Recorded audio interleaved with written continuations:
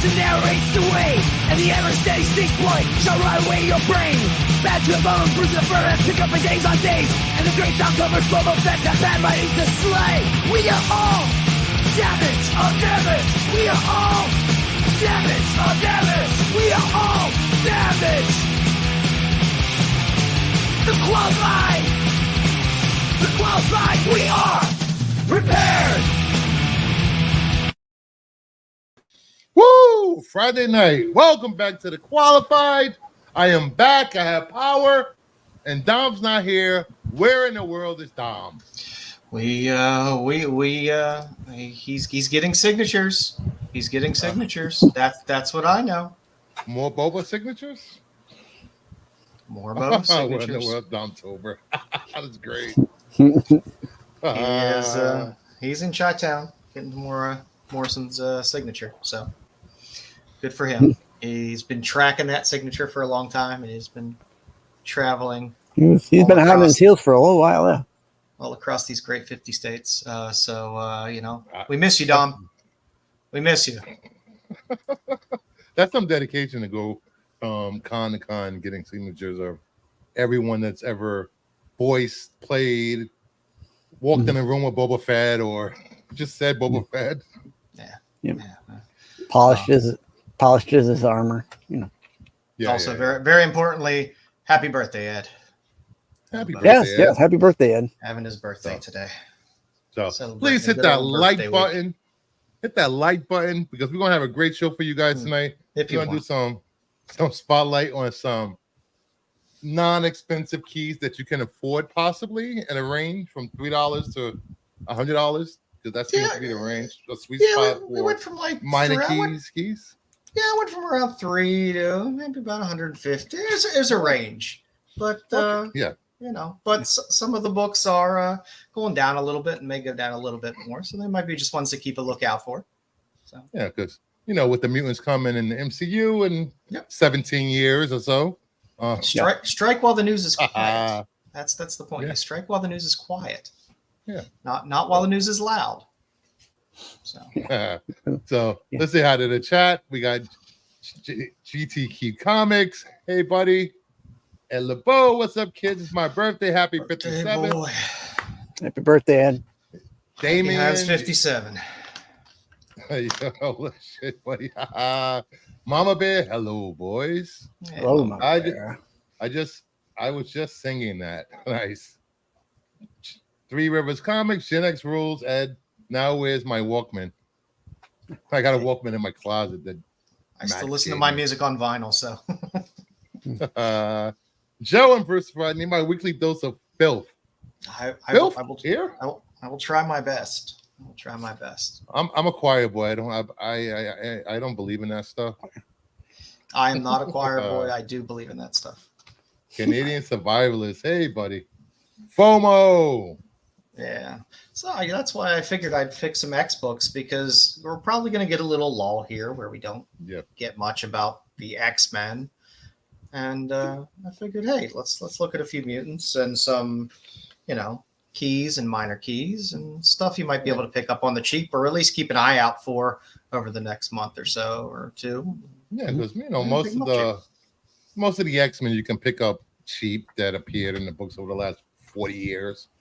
Excluding Wolverine and the original X-Men. Gambit and Gambit's still pricey. Shots. But there's still some good books out there that are coming back down, and so we'll take a look at a few tonight. It'll be fun. Brazzers. I don't have a Brazzers account. Brazzers. Not on this Brazzers. Well, I don't have a Brazzers account on this computer. I mean, I don't have one at all. All right. Well, there's some pickups. Since we're a little early today, let's do a few pickups. Let's see how I got some stuff here. What do you got? Speaking of X-Men, this is actually the first step for Cuckoos. The best summers. Go ahead. Horrible summers, but they're cheap, and I just don't like picking them up. That's why they're cheap. And there's the pouch. Look at that pouch, packing heat. I think that's a penis. It's something. You know my Ham love and of Ick, Swiss. you know my love of Ickpot. Yes. So What? Darkstalkers. Ickpot cover. Yeah. Darkstalkers 3. 2 of my favorite characters in the game. Stalking a couple things there. For sure. Some Reek Darkstalkers. Udon, I stress this a million times. Udon's website is fantastic. If you like Street Fighter and stuff like that, they have some fantastic exclusives on their site. I got some Sanction, nice Pinotion cover. Nice. Just goes in my Pinotion pile. I got a couple copies of Ram God because I will take that Stevens by way of Hughes by way of Ram God homage any day. Mm-hmm. I got some Kill All the Mortals, tail cover, or the regular A cover. Joyless, just a little Scout series. I did grab the Momoko. World Darkness. Headless Butterfly Girl. A little more Pinotion. Because, I have my Conan problems. Conan the Librarian. We got a little Amanda Connor. Yeah, Conan. going on there. Always fun. Florida Man. Florida Man. A little more Florida Man. Where's Jedi? Why is Jedi not here? If you're in the chat, you could be on the show. Yeah, hop in. Let's go. A little more Florida Man.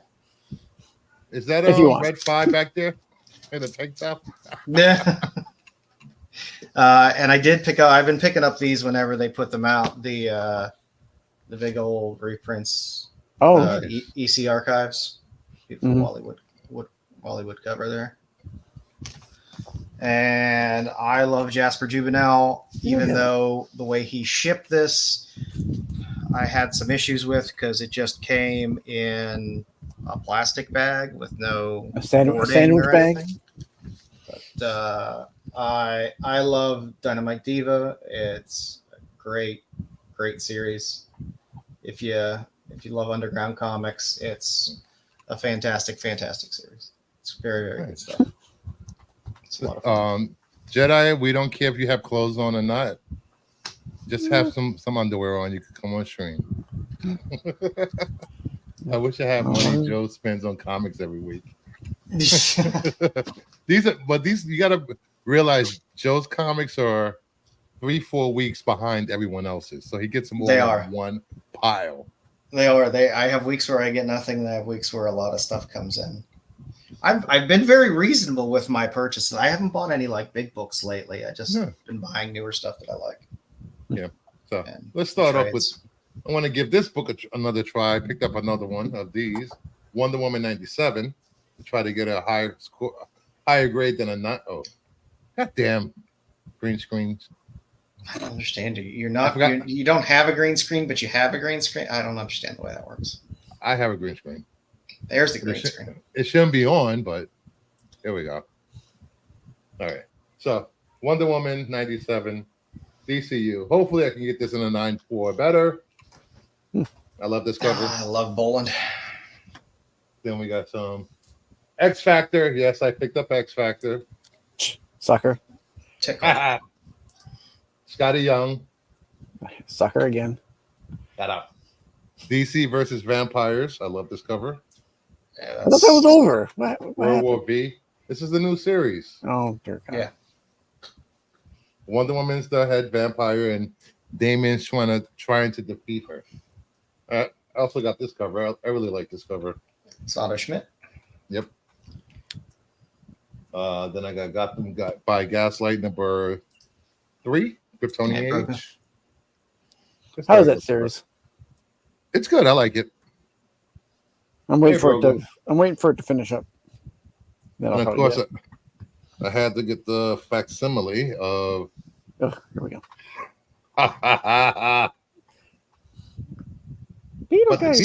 Beetlejuice.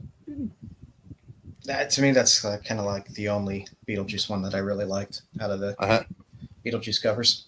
Second printing of Hello Darkness number 1. really like this long-haired cover girl in the dark. Is the next series called My Old Friend? A little I forgot what it. Oh, this is Harley Quinn. Little Beetlejuice cover.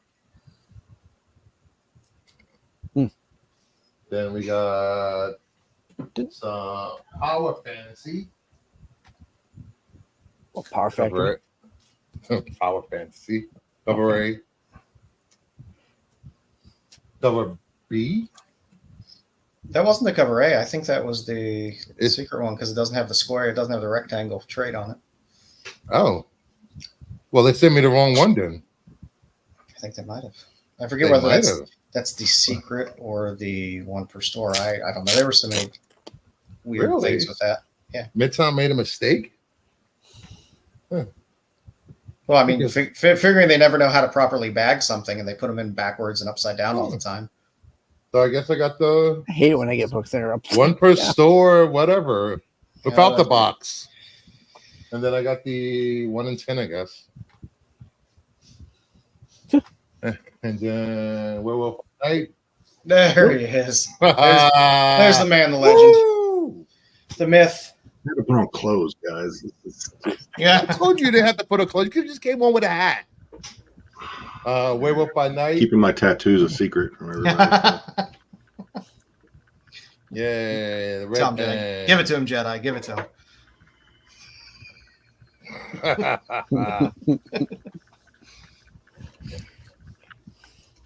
The 1 in 50 or 1 in 25. Darth Vader. I don't even know. Fortnite. I stopped even getting Vader books. I stopped getting all the Star Wars shit. And then I won some books. Yeah, here we go. one is coming to me. One of these days, that horseshoe's gonna fall out of your ass. Boxes. Amazing Spider-Man #4. That's the one that I need. Yes. I need that one. Ooh, people were mad when I won this one. They're always mad, actually. And then I won this one also. Too bad Dom's not here because Dom would like this. The second printing. Darth Maul, black, white, and red. Second printing. 1 in 25. Aren't that many on the census of this? Aren't a lot on eBay either. Marquez. So that's it. You got anything to show up, Jedi? Yeah, I'm sorting through some shit. What you got? All right, so I picked up this as well. Oh yeah, the one per I got that one as well. Prison. No, this is the Mocha. Mocha. Yeah. Lots of got a lot of vampy stuff. So I got this set. This is not vampy, but it does have the vampy. I'll take Betty Page. That's fine. Yeah.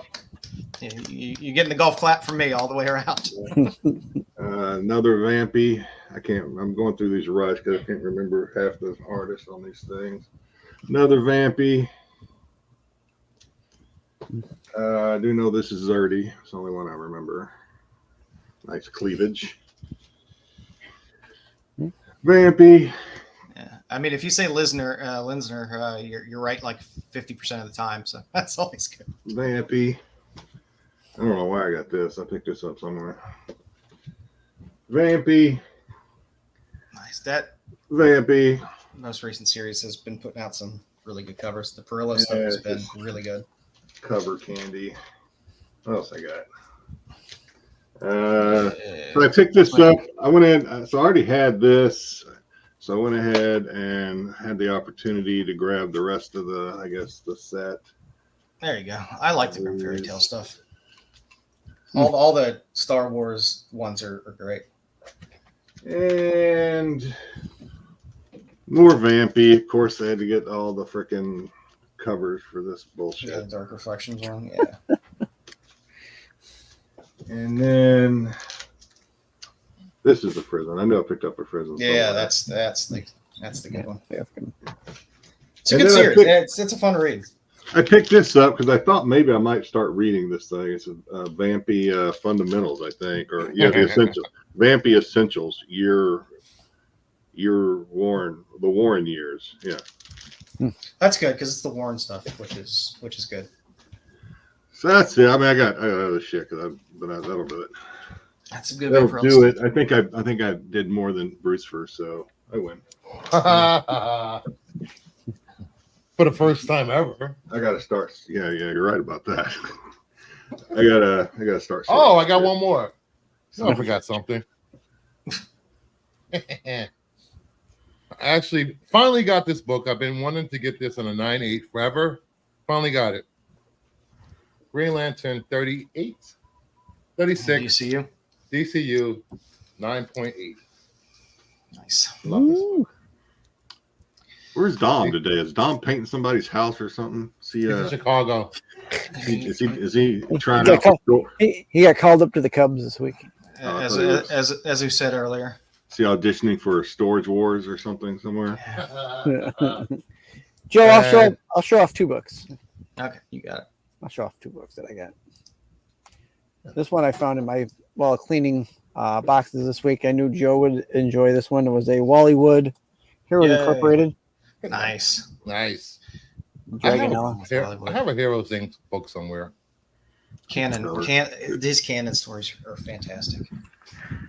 And this one, I went to my doctor's office today, and after which I said, I'll stop at the thrift store. Did you have to take a shot? No shots. I don't do shots. Yeah, penicillin. He had a shot of penicillin. You always need a good tetanus shot before the thrift store. Right. So they had a long box of comics and nothing too great, but I did happen to pick this one out. I don't know if you saw it on one of my IGs. Nice. Is that Crumb? It's women's Phoebe Gluckner. Oh, nice. That's awesome. Figured nice. I love underground comic for $1 and worth $30. So there you go. Good cover. I figured why not? Styx, how you doing on your sales? I pop into Styx's Whatnot sales every once in a while. I've been doing all right. I need to do better. Who's your admin? You have an admin. You're big time. You have an admin, dude. I was like, I'm not an admin. What the hell? I have a guy that comes into my shows. His handle on there is Lunacy. He's got a little Daffy Duck. He's a good kid. He comes in and he'll talk up my shows a little bit. And yeah, I was like, damn, Styx has a fluffer. Yep. That's not the first time. He's got him. You got to have the muscle. You got to have the guy with the wrench that can toss people. Oh, God. Styx is gonna piss somebody off. All right, let's get into this OLI and get this party started. What? I don't think I'm ready.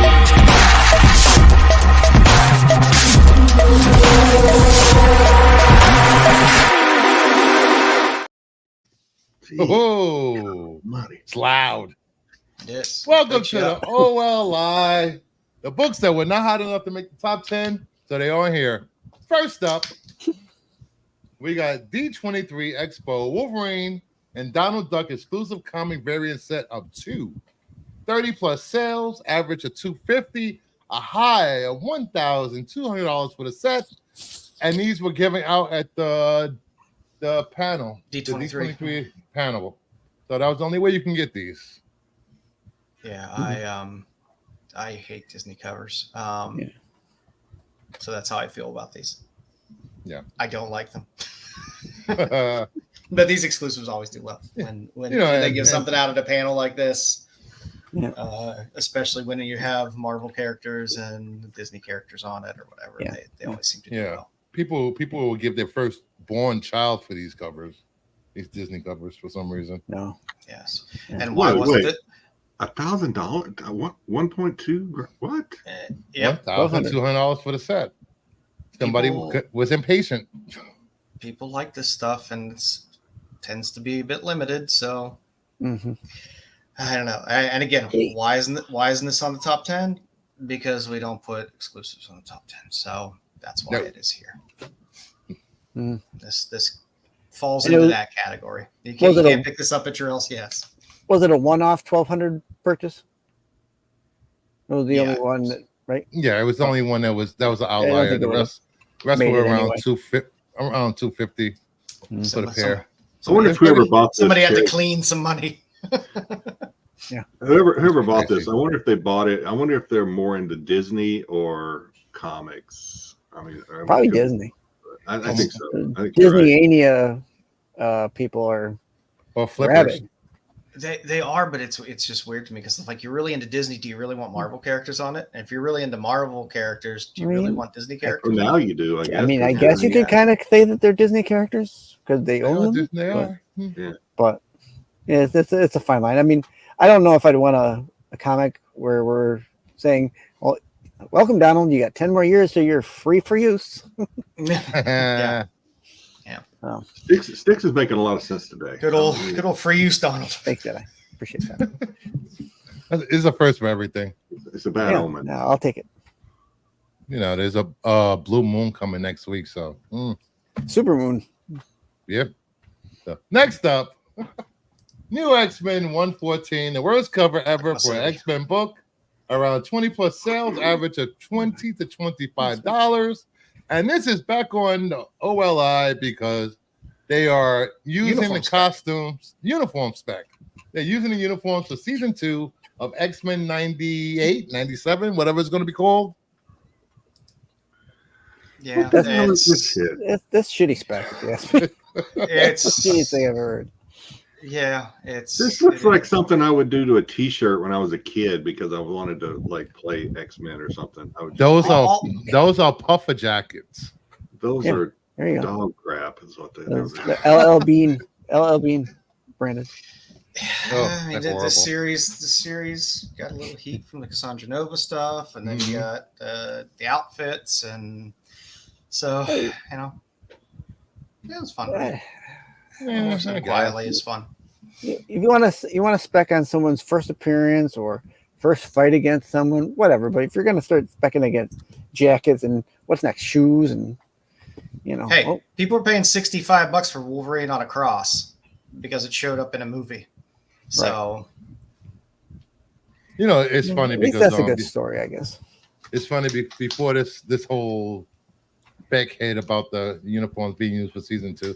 Last week I had just found a 9.4 newsstand of this for like $50. So New X-Men has been sitting in boxes for a long time. All of these. So. Passed over many a time. Yeah, trying to find those newsstands in this whole run is hard, very hard.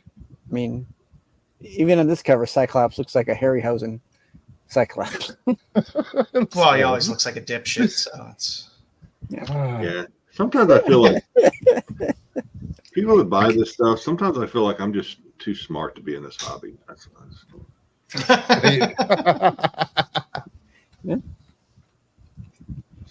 but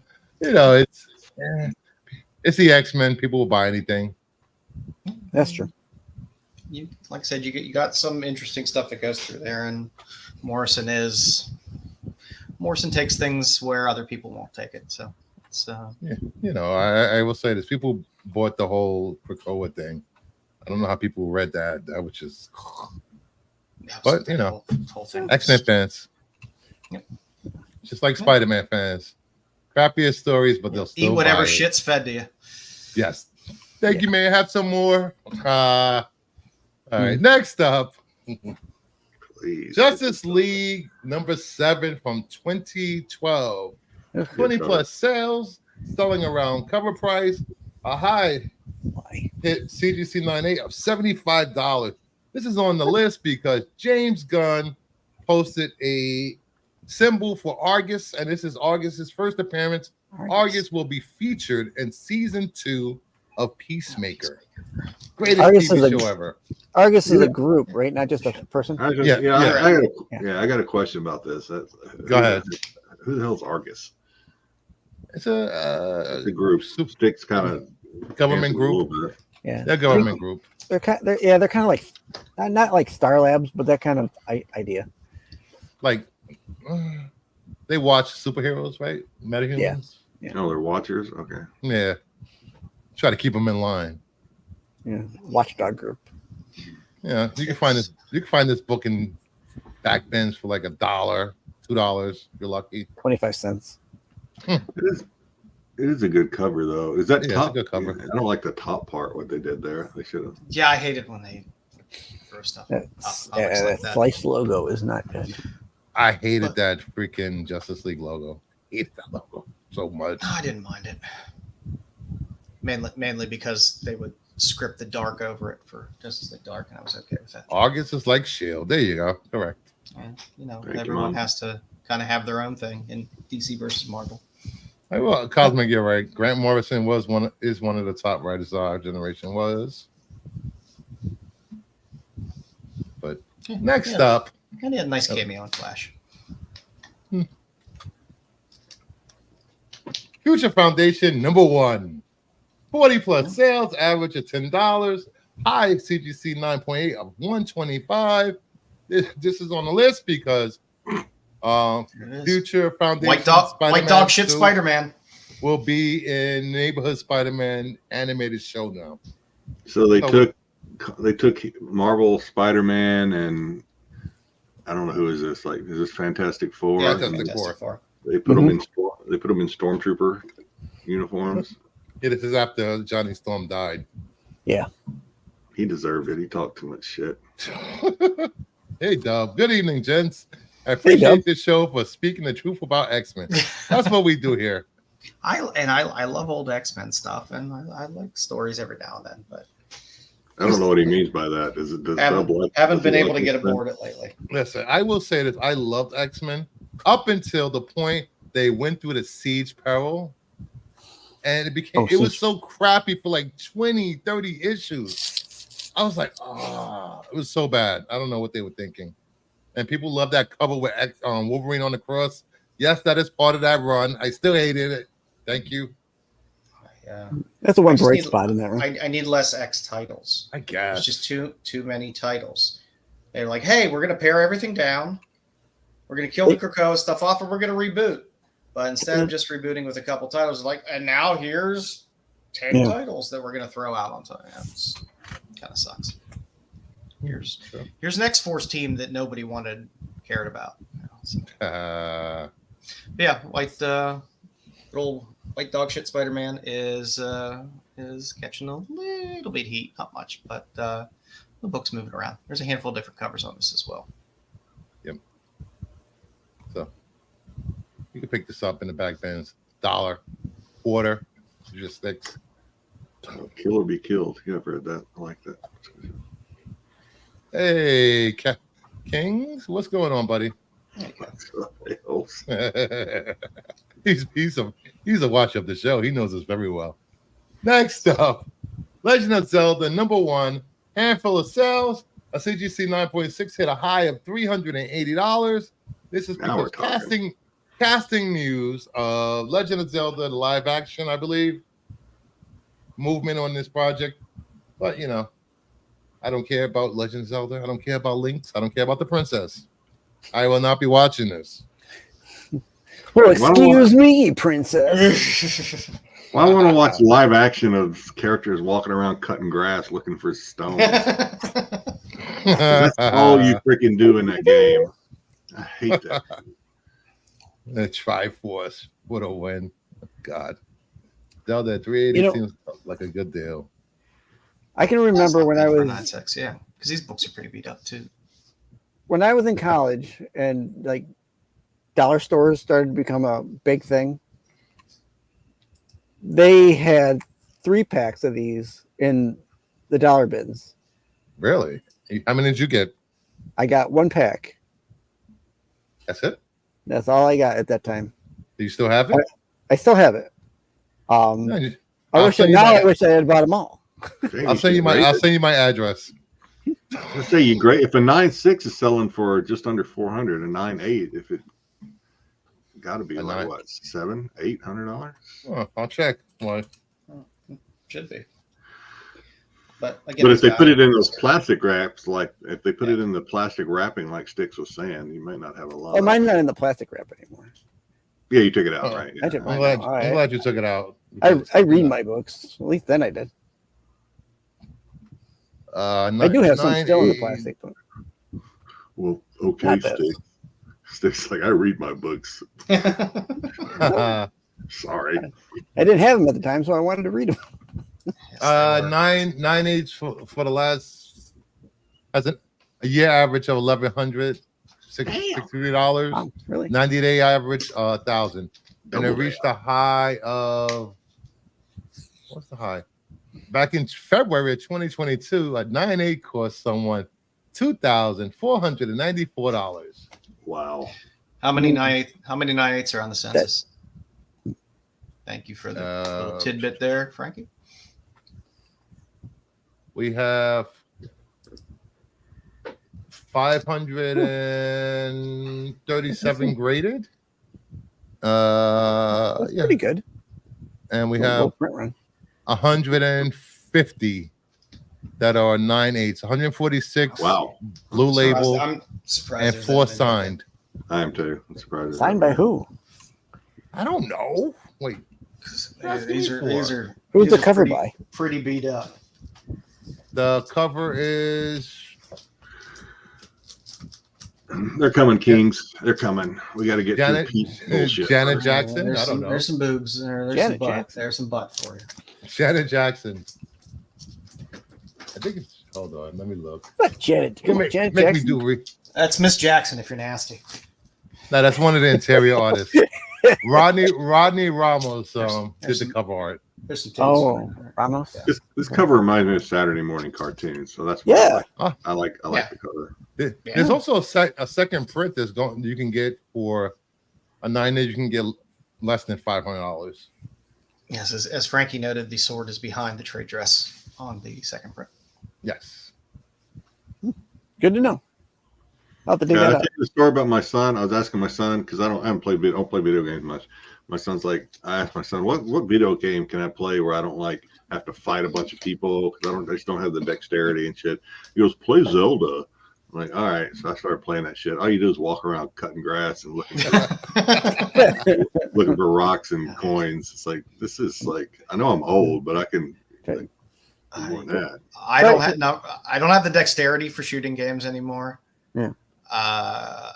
The only thing I can play is like sports games. That's the only thing that keeps my interest, and I don't even do that anymore. Try games like Animal Crossing where you just go around talking to people and collecting coins. Yeah. Play games like Styx does, where Styx just chops wood for freaking 2 hours. Building up my mats, everybody. Come to my YouTube channel. Watch me chop wood for 2 hours. You can come to my house and chop real wood for free. I'm gonna have to jump on with Styx and play some Fortnite. Max is trying to get me to play Fortnite now. I wouldn't even know what to do. Told him to add me. Oh, really? I'll have to go in and add him. Figure out what his name is. Hey, Artrell. Welcome. Who else did I miss? Frankie Gonzalez. I don't even see Terry on the list. See Terry? Terry was here. Oh, I didn't see it. He gave me a big spoon when he came in. Oh, I didn't even see it. But I don't know. You could play some. There's a lot of games where you could do some farming. You could. There's a job simulator where you sit at a desk. I just don't understand. You go do real work and get paid for it. If you got to play Goat Simulator, then you ever play Goat Simulator is funny. That is the funniest thing I ever saw.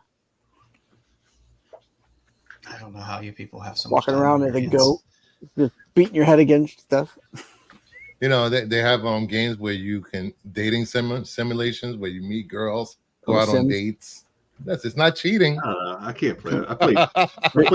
I play dominoes on my phone. That's about the only game I play. Boring. Playing Mancala. Window watching Sims. I even saw a game where the object of the game is to have sex with a chair, and it's on Steam. You can find anything on Steam. Yeah, Steam has everything. But if you want, your search history must just be just something. I'll show you after the show. Turn that kitchen chair into a captain's chair.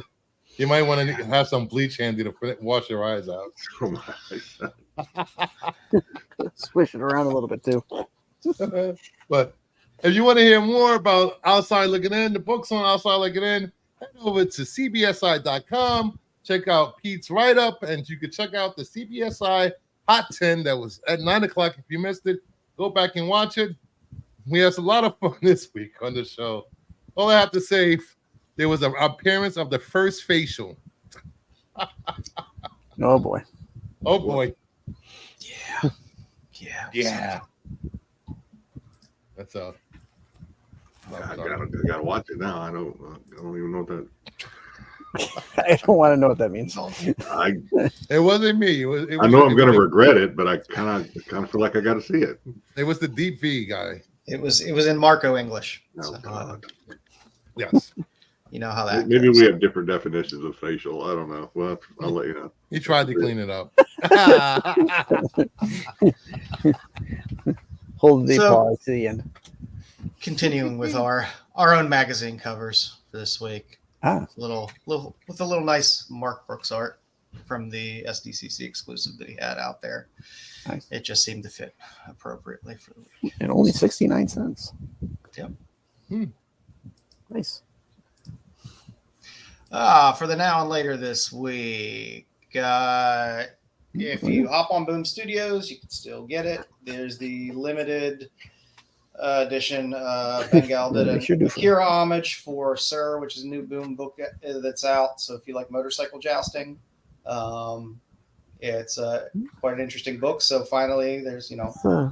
an Akira homage where a motorcycle makes sense. So I was gonna say these Akira homages are Yeah. ramping up.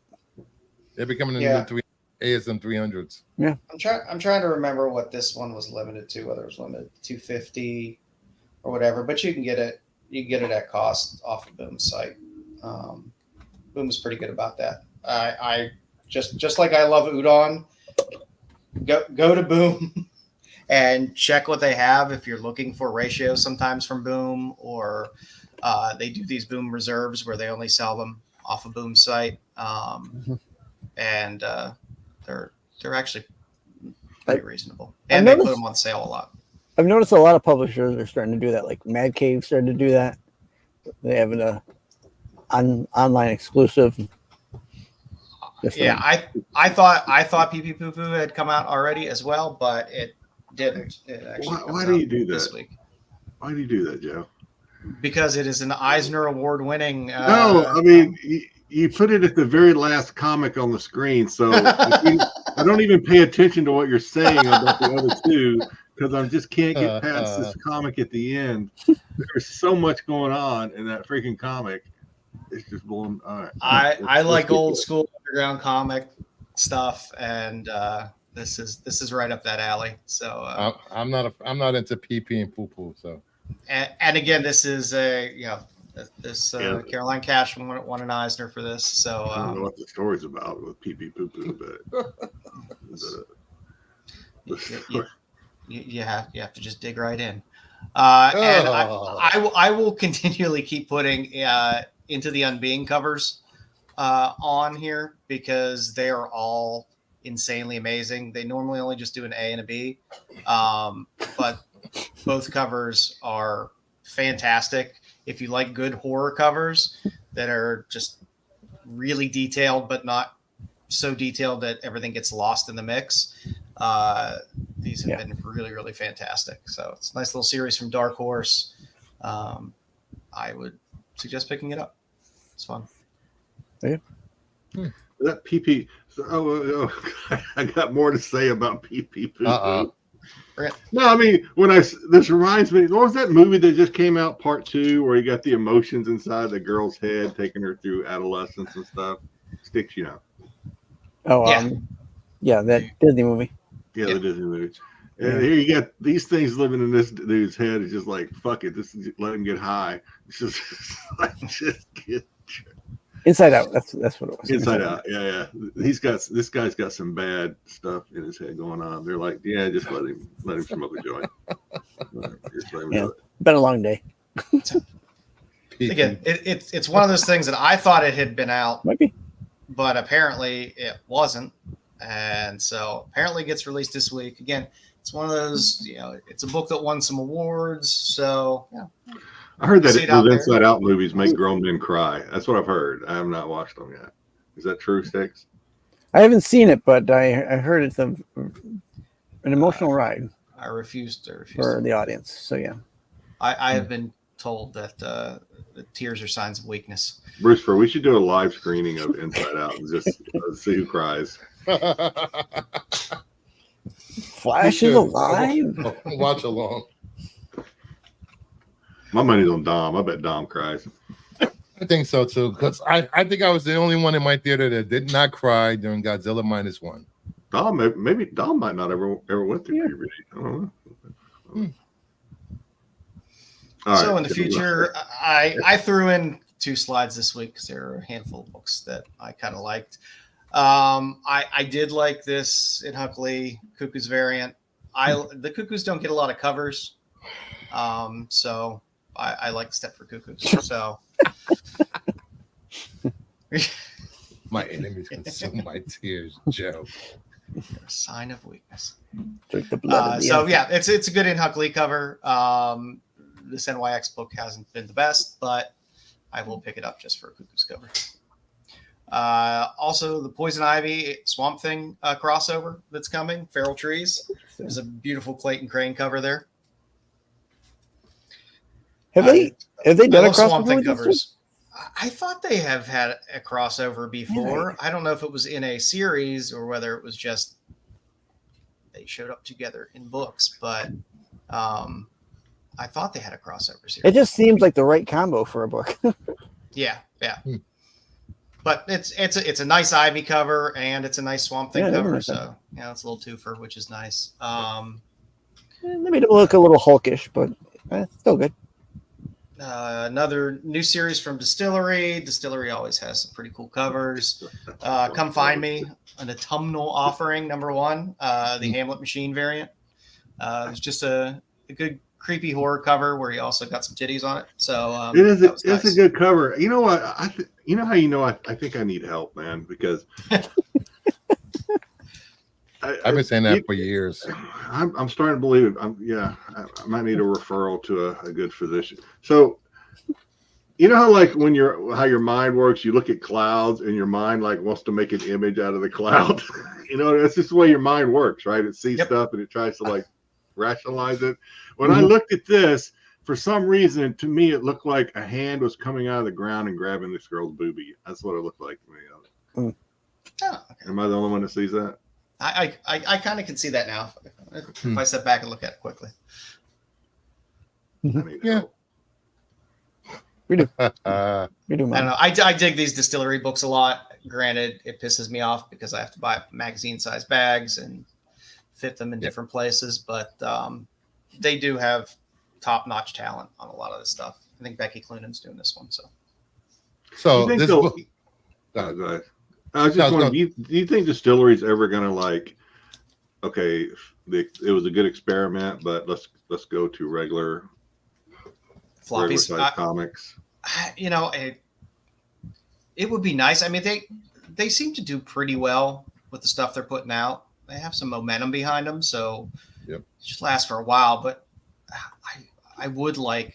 I mean, granted, the stock on it is nice. They're well put together books. But yeah, I'm running out of places to keep stuff this size, and I refuse to buy boxes for things this size. Yeah. So, and also coming up, I love this Sweetie Candy Vigilante, the cover C. You gotta find this stuff. The Swedish. I buy a lot of candy. Sweetie Candy Vigilante is a great series. And they have a lot of really cool artists that pop in and do. You can't find this kind of stuff, Bruce. You have to get on an algorithm that just feeds it to you.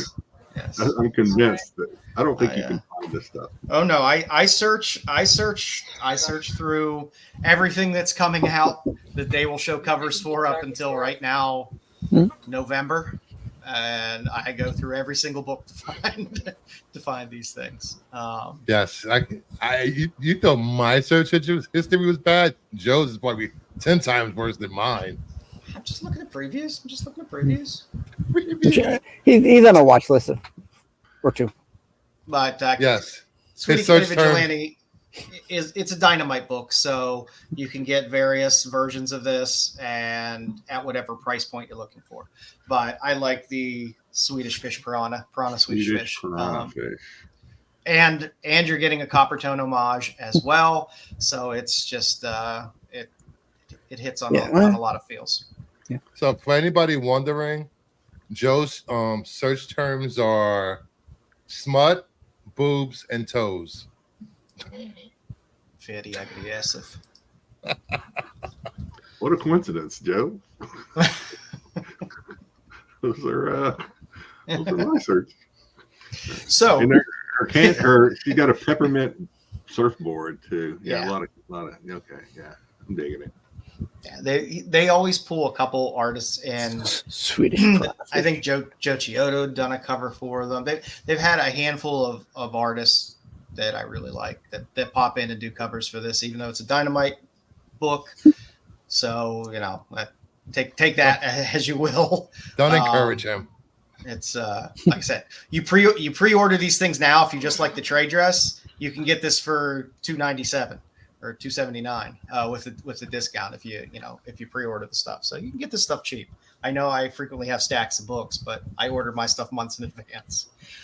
If you missed out on the Souza Micah SDCC Baroness cover, G.I. Joe #1 does have a Souza Micah variant, so you can get your Souza Micah Baroness fix if you missed out on that hot SDCC cover of Baroness. So I had to throw that in there because that Baroness cover to SDCC was gorgeous. This is nice. A little more clothing than I find appropriate, but you get what you get. Can you imagine the follow request that Joe gets on IG? Oh, please. It's gotta be insane. It's all just women asking me to join their OnlyFans. Yeah. Do I know you? Nope. It's like 75% of my followers. For just $10 a month, you can see my toes. This is why I don't click on Dom's reels. Those are dangerous. Those will put you on the FBI watch list. Let the algorithm take you where the algorithm will take you. Mm-hmm. Last up on the list, couldn't show the whole cover because the whole cover has not been reeled, but Suspiria, who I love very much, has a cover for Penthouse 4. This is the 1 in 10. So you get the joy of the not safe cover. You get Suspiria, who's a great artist, and it's a ratio. So it's good stuff. Penthouse has been banging out some amazing covers on their work, and the inside stuff is a lot of fun as well. So go Penthouse. That's what we got for this week. Nice. What do you got, Styx? This Styx? No. I did have a couple pulps. Just to point out that if you like pulps, the graded pulps have been reasonable lately.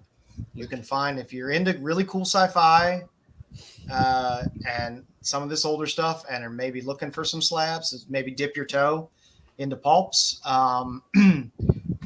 Heritage, the stuff on Heritage has been very reasonable lately. It's all about toes. It's all about toes. So we had a Planet Stories. Again, same. If you like Planet Comics, Planet Stories is also a Fiction House title. They were out at the same time. So you get some of the great. Yeah, you get the stuff that's in here. Racketeer. And the writers that are in here. It's worth it just to preserve that part of history. Yeah. Like early Ray Bradbury stuff, Asimov, all that kind of stuff. Is fantastic. So this was good Planet Comics. 5.5 for 139 is not bad at all. Someday I will actually have a copy of Bookery's Guide to Pulps, 2nd edition, which my God, if anybody out there, I'm sending out an SOS. If anybody out there knows anyone that has a copy, that is willing to sell it for a reasonable price, because the only price I can find that guide for is $700, and that's the only copy I can find out there. He will trade favors for that book. There's also a fantastic intro by Steranko in that book as well. So it's just like it's good stuff. But man, who is the publisher? It's Bookery's Guide to. I'm not sure whether Bookery is the publisher or it's just Bookery's Guide to Pulps. But there's only 2 editions of this damn thing. You can't find the first edition anywhere. The second edition, again, I found 1 copy and they wanted $700 for it. I cannot find another copy anywhere. Wow. Are you buying graded copies of these yet, Joe? I have not bought any slabs yet, mainly because my timing with Heritage Auctions is always off. By the time I'm like, oh shit, I need to go check the Heritage Auctions, it's already over by an hour. It's already like Monday, because they do the Sunday through Wednesday auctions, and but they do it by age. I don't know if you mentioned it. So Planet Stories, is that the same? Who does? Is that like the same? It's Fiction House. It's the same as, do they do Planet Comics? Yeah, it's the same publisher that does Planet Comics. So because you won't Planet Comics, you won't find a Planet Comics from 1950 for $105.5 for $139. No, and some of the art, I mean, and granted, you don't have the comic type art inside because it's all, it's all just pulp, it's all stories. But the cover art on these is fantastic. I got about 15 or so floating around here that aren't graded of the Planet Story stuff. Just because, again, the art is fantastic. If you love Planet Comics and love that cool sci-fi stuff, you can find just amazing covers. But again, these have come down a bit in price. Same with the next one. You have Thrilling Wonder Stories. Great old sci-fi covers. There's a goddamn Arthur C. Clarke story in there. Styx got excited. He's mumbling under his breath. Is it Coffins to Mars? So, I mean, there's really good stories. There's really great stuff in there. This is a 4.5. Went for $89. So, I mean, if you want to dip your toe into graded pulps, there are some. It seems like now's the time. I mean, it seems like now's the time to do it if these things are gonna, because, I mean, like we just said, I'm repeating myself. There's no way in hell you find a 4.5 Golden Age comic. Added to the pulps, and like I said, less than $100. I got mine. When mine come in the mail, no. I buy them raw when they come, and it's not like comics. The people that send this shit to you aren't always necessarily comic collectors or understand preservation. So a lot of times you're taking out of a bag. It's coming out with like chips of confetti coming out with it half the time. Chips of confetti. I mean, they're called pulps because the paper was so shitty. That's why they're called pulps. So the paper quality, and it's all off-cut paper a lot of times too. It's not clean cut. So I would love to see how they grade these things. How much of the book falls apart when they count the pages. Yeah. I wonder if there's they just dropped the grade. You probably do damage while you're grading it. I know a guy that owns a box of like Western, like pulpy the Argosies stuff, and he won't actually owns a couple of boxes. He won't even open the boxes. He's like, I can't open the boxes; they'll fall apart. I was like, so what? You have like Schrodinger's cat in this fucking thing? You can't like open it. You don't know what's going on in there. It's just you're never gonna see it. What was the name of the book you were looking for, Joe? Which one? Planet Stories #1, Volume 1. No, I'm looking for Bookery's Guide to Pulps. Oh, okay. Bookery's Guide to Pulps is basically your Overstreet for pulps. Okay. So it has that same type of information in it because pulps are crazy. You'll find like 40 things that sound like Thrilling Wonder Stories or Spicy Detective Tales, Spicy Detective Stories, you'll get like 7 titles that all sound the same. Most of the art isn't signed, so I don't think I can see that. It helps to have something like there it is. I was looking on eBay at some of these pulps, and there's a Planet Stories #1 from 1939 from a pedigree 6.5. Somebody's asking $3,900 for it. And that's Jeez. fair for that grade. And again, we're finally getting census stuff. So when you're getting a lot of these, it's like, okay, there's 145 and there's 3 that are higher than that. Mm-hmm. So because people are just grading these now and there's not a huge census, if you have some that you can score in a decent condition, there's a chance you might be able to be first to market at the highest grade, which should command somewhat of a premium. But I don't know. It's a weird market. It popped off real fast. I'm seeing less and less on Heritage of raw pulps being sold, and a lot more of the graded pulps. But again, there were some on there that went for like $39, $50 that were slabbed. So it's a Bookery's. It came out. The second edition. I'm trying to remember when it came out. It was like 2020 years ago. No, was that long ago? Yeah, 2020. Yeah. No. So I see the one that you said that was 700. There's another one on eBay right now for 500. Yeah, they're ridiculous, and there's they don't There's come up often. a couple off-brand ones. Adventure House Pulps, Guide to Pulps. Yeah, the Bookery is the way to go. It's like then there was one that's it is the true encyclopedia. 50 years of American pop culture, 50 years of pulps. Yeah. And I really just want that second edition also for the Steranko introduction as well. Introduction, sure. Yeah. So there's your pulp news this week. So if you're looking to dip your toes into some pulp stuff, there seems to be some softness in the market right now. So might be able to pick up some slabs of some really cool art. My comic shop is selling pulps now. Oh yeah, I buy pulps from my. Holy crap! I didn't know they were selling pulps. Oh yeah, it's not bad. You can find some good stuff. They don't ship. They don't ship the way again. It's they're the way they're bound and how thick they are. It's weird how people ship them sometimes. So, buyer beware. Don't mind me. I drink a lot. BK is here. He must have smelled Marco. Hey, BK. So that's not a comic sale of the week. I'm sure you see Pete drinking out of his Star Wars McDonald's glass all the time. So I decided to just do some of the collector glasses because why not? First up on the list, there was a nice 1983 set of Masters of the Universe drinking glasses. So you got Tila, He-Man, Skeletor, and Man-at-Arms.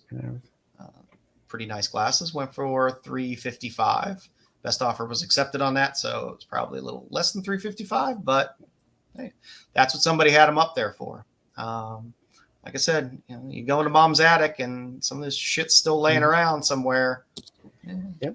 And this stuff like this is prime garage sale, flea market type stuff that you could find. Yep. Next up on the list, just because I love these things, I think they're fucking hilarious, is the sip and strips. So these are the drinking glasses where if you put in the cold liquid, the bathing suit goes away. I thought that was pretty awesome. What sorcery is this?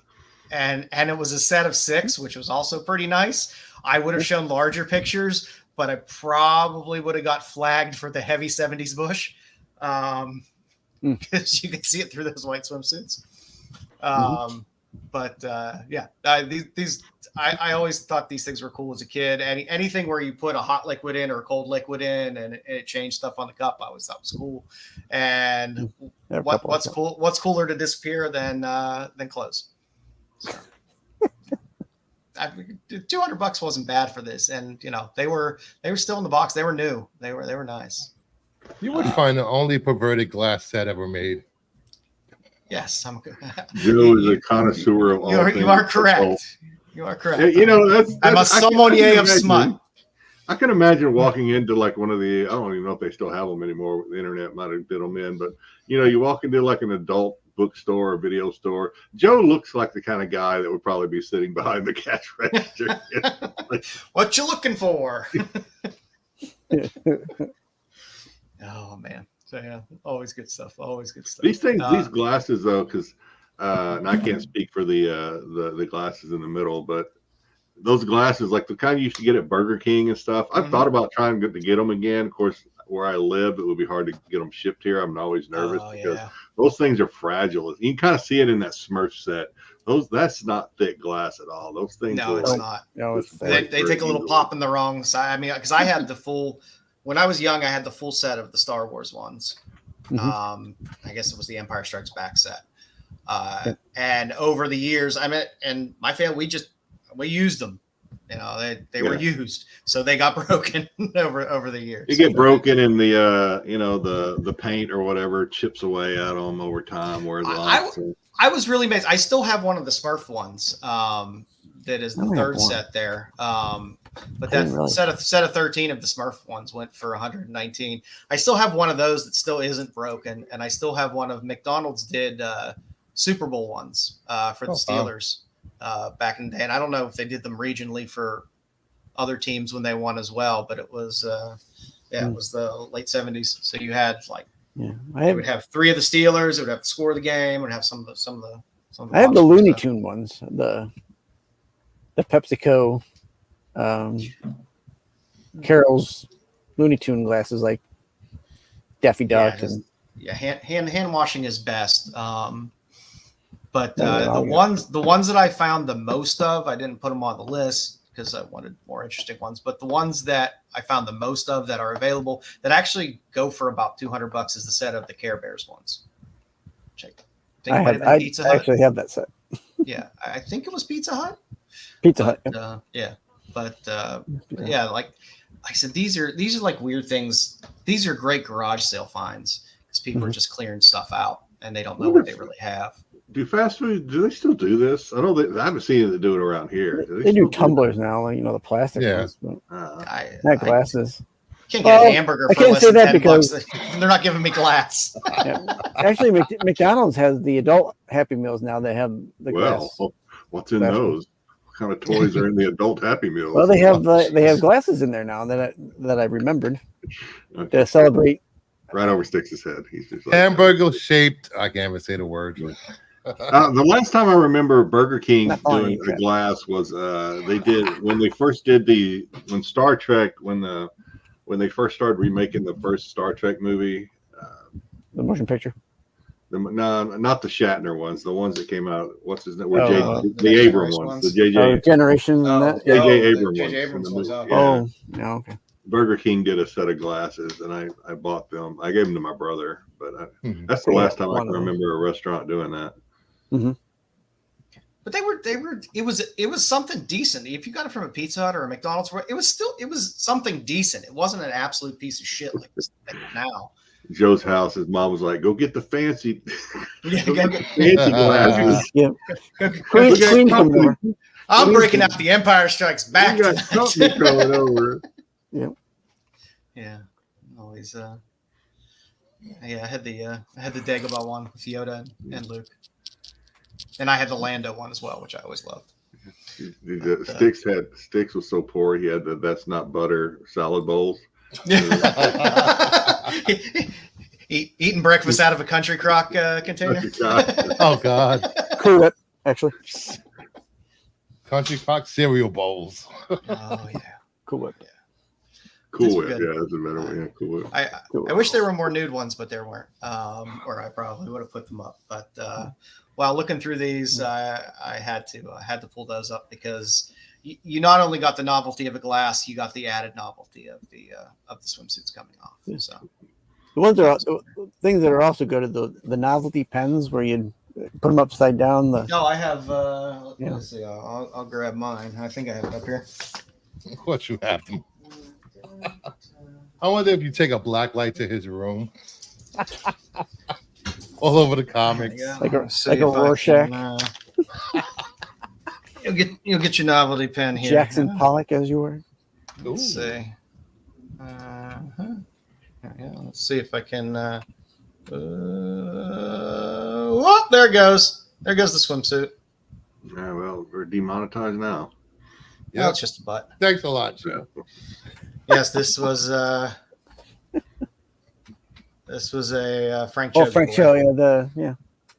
So that's Brandy from Liberty Meadows. I thought it was. Yeah. See, check the ball. Yeah, this was one of my great things. I actually got this from Frank, so I was very happy to get that. No, Bruce is excited about something. What are you doing over there? Calm down. Freaking I'll tell you later.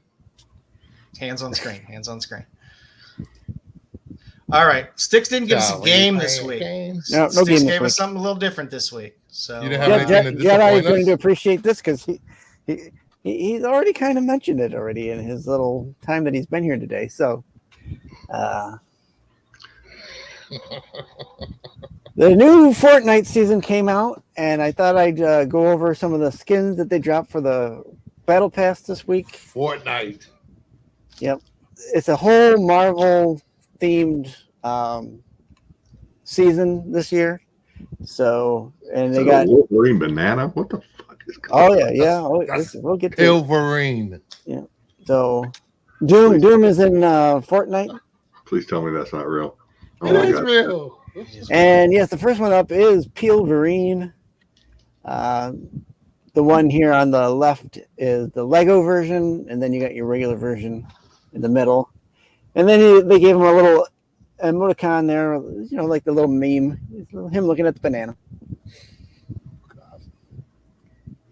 Oh, I thought that was kind of. Does Peelverine have any basis in anything? No, it's the character. It's a character in. No, Peel is one of the Fortnite characters, and they Okay, just put him there in a we go. Wolverine. I am a not smart person when it comes to Fortnite. I know Oh, zero. You're I know less just not than in the know. zero about it. Wear that as a badge of honor, Joe. Don't feel bad about it. All right, up next they got Gwenpool. Watch your pig. But then you got Pigpool over there. That's a little emoticon for her. Yeah, it's better than anything Marvel's done with it recently. Yeah, I don't know. I didn't know if that was something that was in the comics or not. I hadn't seen that before. It's not like them to. I don't think I've ever read a single story Well, with maybe not. Gwenpool in it. I have. It's not. West Coast Avengers run was I fine. had the holiday special for her, and it was all right. So. I thought it was a character from Invincible. Yeah. And then they also have a mod where you can unmask her, so she's in her civvies here, and then the dark pool. That's good for all the Gwenpool fans. And like I said, Dr. Doom, a new skin for Dr. Doom. They had one a couple years back. This is new with a new armor. I don't know how you could play with anyone but Doom if you have the option to be Doom. Yeah, they do. These skins really don't impact the No. the Exactly. game. So why would you want to be anything except Doom? Because dudes, I think I read this somewhere. Dudes always want to be a female character. Yes. No. I've been playing that as somewhere. I've been playing as Terminator recently. So The female Terminator. no, not. They only have Sarah Connor anyway. So, and then they have Captain Jonesy, kind of their take on Captain America. Jonesy is their own character. They have I didn't put it in here, but they have where you can get the shield as a weapon, so you can throw it around and kill people with it. So, and So then you can have the regular version and the Lego version. So No. yeah. So there's a mod in the game where you can There go is? in and play as Legos. As Yeah. Legos. Oh, jeez. Yes. Talk about a cash grab. Yep. Well, I mean that's Fortnite. It's Skin City. That's what it is. They have racing. They have a racing game too that they just put in there last year, which is actually pretty good. The Tar Heroes in there too, right? Kind of. They have like a music thing where you can use your characters to Dang. play on stage. I'm reading the chat. King's Portkole. Porthole? King. What? King's. I've been drinking too. King's Sport Cow. He woke the fuck up because he was falling asleep during the during the pulse. He's awake now. He's posting every like 30 seconds. King Sport Cow. See, I had it right. Sport Cow, yeah. They also added Shuri in this season. I like her skin uniform they give her in this. They have the silver one. I couldn't find a good picture of that one. Yeah, silver. They posted it in one of my group chats. Everybody was raving about it. And then this is her Lego. She also gets a Lego version. They added White Queen. They added some weight to White Queen. White Queen and dump truck version of White Queen. No. Don would be happy they gave her boobs. Did someone twist her top around backwards? Is that her butt in the? That's weird. Remember, the issue wasn't with the lack of boobs. The issue with Lego was the lack of cleavage. Yeah. Not enough cleavage on that Lego figure, according to Don. Cosmic, I'm still holding out hope that Agents of S.H.I.E.L.D. is coming back. It's not coming Keep holding back. that hope. I want it back. Hold that hope in one hand and shit in the other. I'll let you know which one weighs more. And we get Mysterio. We got your classic Mysterio Lego. And then this red one, I'm not sure if that's supposed to be like a Deadpool take on Mysterio or not. I'm not sure. So we get him in a red suit.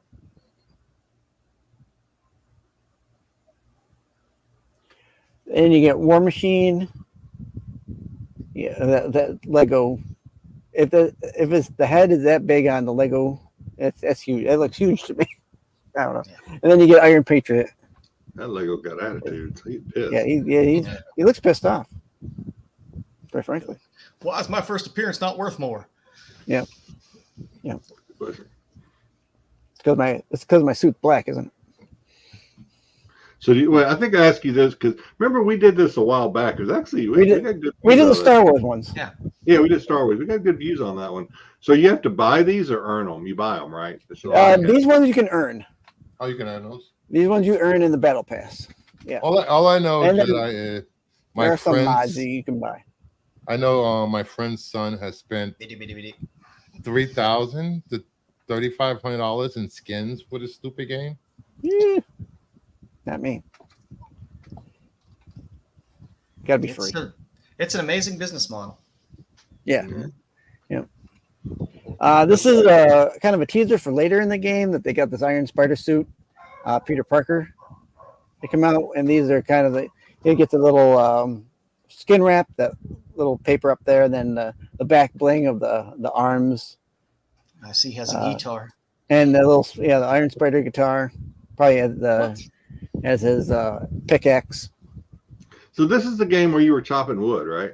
This is the game where I say I always chop wood. Yeah. Is that why you were chopping so much wood so you could get points for? That's not like a. So you're trying to say Styx is always looking for wood? He's always chopping it. Always. So is that why you were doing that so you could earn points to get like? Kind of. You get XP points and. Yeah. all the V-neck skins you can handle. Get the moo-moos. Moo-moos. We also got a teaser that they might be getting the Fantastic Four later on. Yeah, I in the season. And then the big teaser, not really teaser because they kind of showed it earlier on too in the video if you catch it real quick. That later on we're going to be getting Galactus as part of the game in some fashion. Yeah, they had Godzilla. You can't give him a skin. Would he be way too large to be a skin character? Well, the skins are all they're all the same size really. There's a couple that are kind of big, but he'll be in some way impacting the island. Not so much as being a skin, I don't think. Unless they give I don't know, like a cosmic power suit or something like that. Yeah. So I don't think I did anything else at the end there, did I? No. Oops. Yeah, that's it for me. Fortnite season just came out today, so if you more like X-Men, play it. And here we go. Let you finish up there. Yeah. Fortnite season just dropped today, so it's free on PlayStation and all the other platforms. So it's, if you think this is something that you might want to try, and give it a go, and you can get your own Marvel character. Yeah, you can play with Styx. Yeah. Come on, I'll definitely duo up with someone. Show you how to chop wood. Show you how to chop the wood. My Styx. Yay, Styx. Good informative segment. Yes, this did replace trivia tonight. Yep. No trivia. Awesome. I did this week. So he didn't have to disappoint us tonight with his trivia. Yeah, this was more fun. All right, some X-Men on a budget. All right.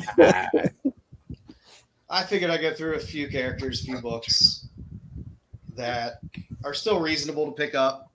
Some have picked up a little bit of heat from, Wolverine things and Deadpool things, but there's still books. X-Men's coming. It's going to come. There's going to be an announcement at some point. Then there'll be trailers, and then there'll be all that fun stuff. And every time somebody sees a character, thinks about a character, books will move. That's the way things work. That's all we're going to see on Pete's list after. Oh, God. Yeah.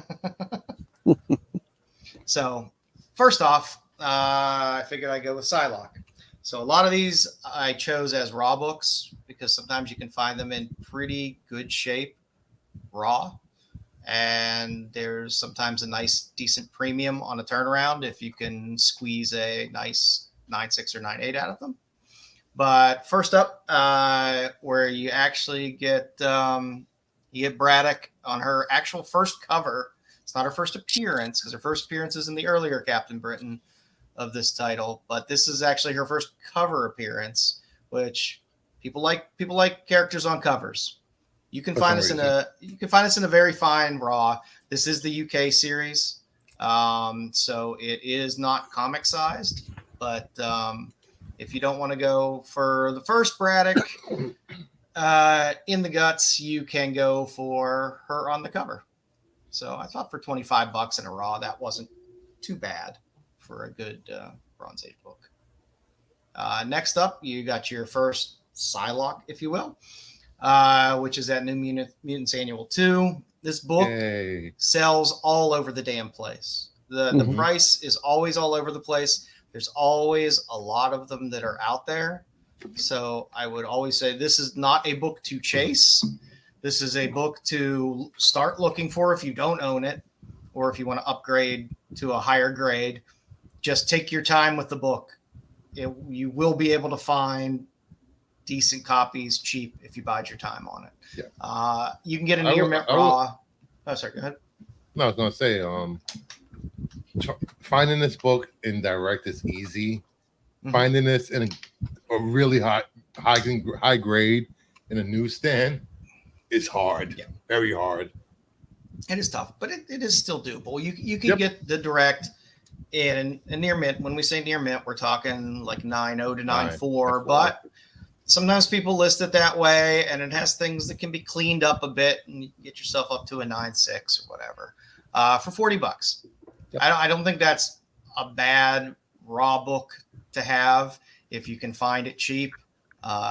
Again, $40 is fair for this, but if you're at a con, stuff like you can talk people down on this book quite a lot because there's plenty out there. But it's a solid first appearance book of a modern X-Men that people like. So we just had a 9.8 sell last month for $565 of this book. So you can find a high copy, get it graded, make a few bucks. There's a big drop between the 9.8 and 9.6, like most modern books. But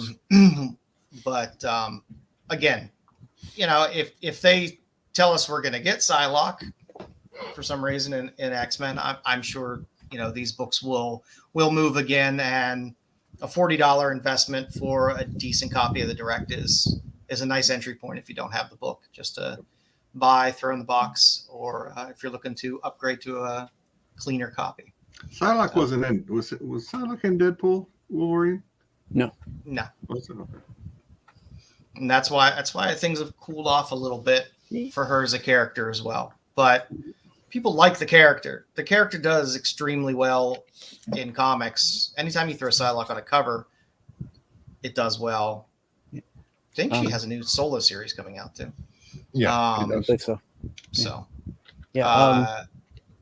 Just to help Jedi out with that when they were filming Deadpool, that's when Olivia Munn was having her health issues. So, no. Next on the list, this one's kind of it's a twofer or a threefer if you like. You get Psylocke. You get Psylocke joining the X-Men. You get your first cameo of Mr. Sinister, and it's a classic Wolverine Sabretooth battle. That run of 211 through 213 of Uncanny is just good classic Sabretooth Wolverine. This book always kind of holds well, but is still very reasonable. Again, you can find a near mint raw for $20 of this. You could probably find it even cheaper. If you're at a con or digging through places, and it's somebody you can kind of work with, and not eBay prices. But it's a good book to have in there. Not necessarily buying it 100% for Psylocke joins, but again, you get the added benefit of the Sinister cameo, and a good classic Wolverine Sabretooth battle. And again, these books will, you got a little bit of a heat on it briefly because of the whole Wolverine Sabretooth thing, but again, these are dropping fast after the Deadpool Wolverine movie, so something to look for out there when digging through boxes. I threw in the old, after that X-Men 251 jumped for no really good reason. I figured why not grab some other things from this run as well. So you get her introduced here again. You get the Coacon. I never know what the hell to say because the letters all run together. Quanon? Yeah, that sounds about right. So you get that aspect dropped here as well. So it's kind of a little minor key, and a good book that, again, I see near mint raw 15, but you can pick this up significantly cheaper. You can find this definitely cheaper, but if you want a really nice clean copy and want to pay 15 for it, you can, but you can find it cheaper. Last on the list, a little more high dollar, a little more niche, but something that always seems to hold value. And if it dips a little bit, not a bad book to have. This is the first Psylocke solo series. It's a beautiful David Finch cover.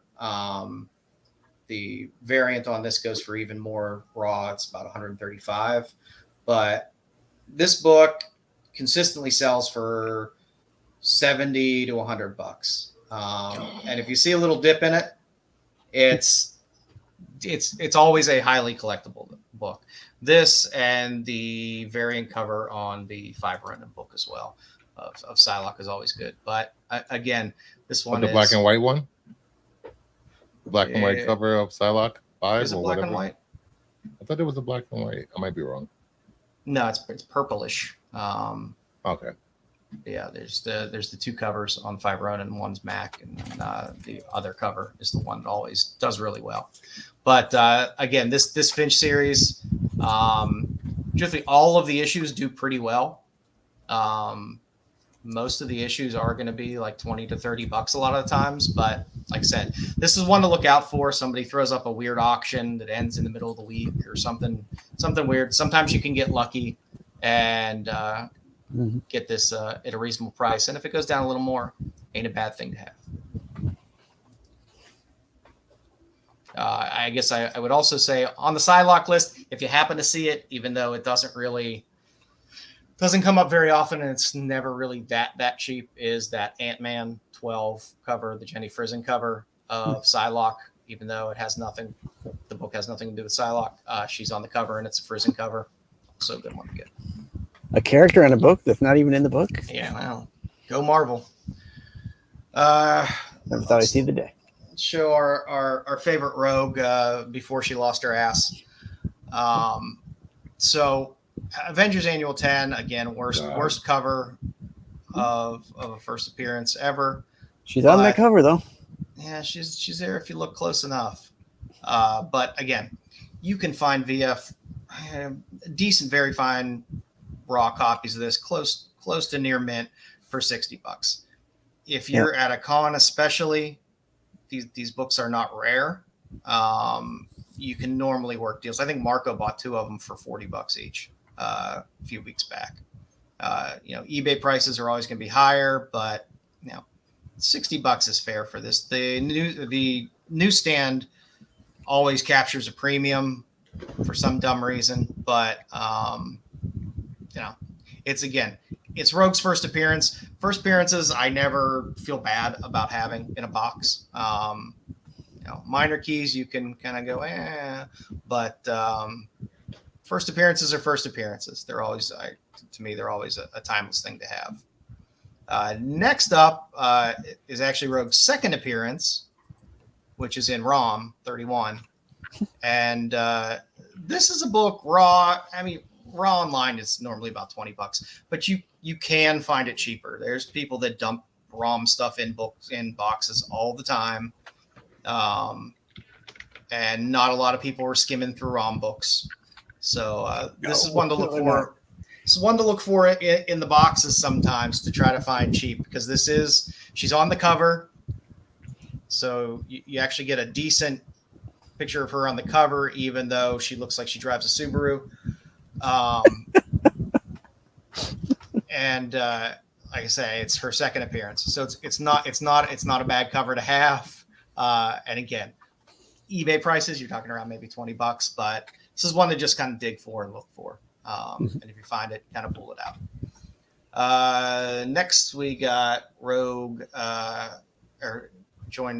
popping into the X-Men. So you're getting her on Uncanny. So you got her on a cover there. Any of the early Rogue stuff in Uncanny X-Men always commands a little bit of a premium through that run. So you could pick up a raw of this for 17, but again, it's a haggle book. You could probably find this for 10 out there if you're at a con digging through stuff and be like, hey, will you take 10 for this? It probably will. You got Rogue joining the X-Men. Not a bad book. You can find this for $7 to $10 in a near mint raw. It's a nice filler for an Uncanny run as well. And it's her joining the team. I like the books where the character's actually joining the X-Men. Those are always good books to have. Great Sienkiewicz cover of Dazzler. She's in the book. Dazzler stuff has died down quite a bit, and it's worth it. Just that Dazzler series has amazing covers throughout that whole series. And now that the Dazzler stuff has died down, might not be a bad time to pick up some nice cheap stuff. Pick up a Great Sienkiewicz cover. You got Rogue in there, one of her early appearances. Not a bad book to have. And also, another little twofer there, because you got Gambit and Rogue. You got the Kiss. This cover is always sought after, but so sick of seeing that cover everywhere. And well, now that X-Men 97's kind of died down a bit. A little bit of the heat's come off the book a little bit. But if we happen to ever get both of them in live action, it's definitely a book to have. And again, to be able to pick up a really nice copy for about $20, probably cheaper in another month, not a bad book to have. Again, there's plenty out there. It's not a hard book to find. Jubilee, the most useless character in the X-Men. Her first appearance is still dirt cheap. On this X-Men and on this Uncanny 244, you can still find this book near mint raw for $25 for her first appearance, which isn't bad. People do like Jubilee. She's a fun character. People love bubblegum covers as well. I would not be surprised if they do not. I can't imagine them doing a live action X-Men and not throwing Jubilee in there at some point. So, yeah, it's fine. You need a character. You need a character that's not Scott Summers pouting, the whole through the whole series. Why don't they like me? There's no X-Men without Scott Summers. Thank you very much. still an asshole. So the Jubilee first appearance, like I said, $244, not a bad book to pick up on the cheap. You know, don't overdo it on this book. You can get graded copies pretty cheap on this still as well. But, you know, go find some good, really nice raw copies, cheap. If the book ever hits, you can always sub it, get it graded, and turn some money on it. But you know, it's accessible and cheap to pick up now. Also threw the old X-Men Adventures on there. You can find Rossetus for $10.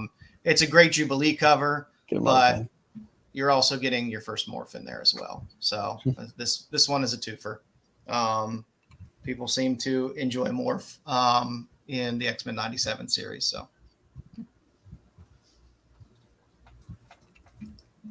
Morph. And if you want to just fool through some, you know, uncanny stuff, you get her on the cover there of 253.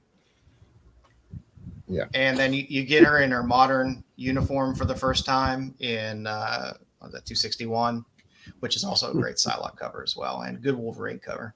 Yeah, that's just where she's unconscious and everybody's. Yeah, well, 261. It's a good Jim Lee cover. No comment. People love the Lee covers through that Uncanny run, and again, these are books that you can find. Yeah, I'm overestimating a Raw at 5 and a Raw at 3. That's eBay prices. You can find them cheaper, but you know, it's Jubilee. For first appearance is $25. You ain't paying too much for the other stuff. Went a little up in price here. You can squeak an 8.0 of this book for $150, but it's rare. 129 is great because yes, you're getting your first Kitty Pryde. You're also getting your first Emma Frost. In terms of a bigger dollar book, it's it's not breaking the bank, but yeah, it's another one of those books where they'll sell higher, and then you'll catch one out of every 10 sales that sells way below fair market value of this book. So definitely not a bad one to have. Great cover, good Wolvie, and you got 2 solid first appearances in that book. And you can also go for her little cover appearance there where she's joining the X-Men. This book is a easy near mint $25 book that you can find. Wow. Not bad. Yeah. And if you wanted to just pick up a good Kitty cover, 260 or 168 is a great Kitty Pryde cover. And it also gives you the first Lockheed. So you get a little bit of a twofer there. And then that Astonishing X-Men has always been a very recognizable cover. That book always sells. But you can find Raws for that book for $8 in near mint. And that's also the first Abigail brand in there too. I think first Sword in that Astonishing X-Men as well. So it's a couple different angles to play on that book. Again, it's an inexpensive book. Not a bad one to pick up because who knows what they're going to do with any of this X stuff.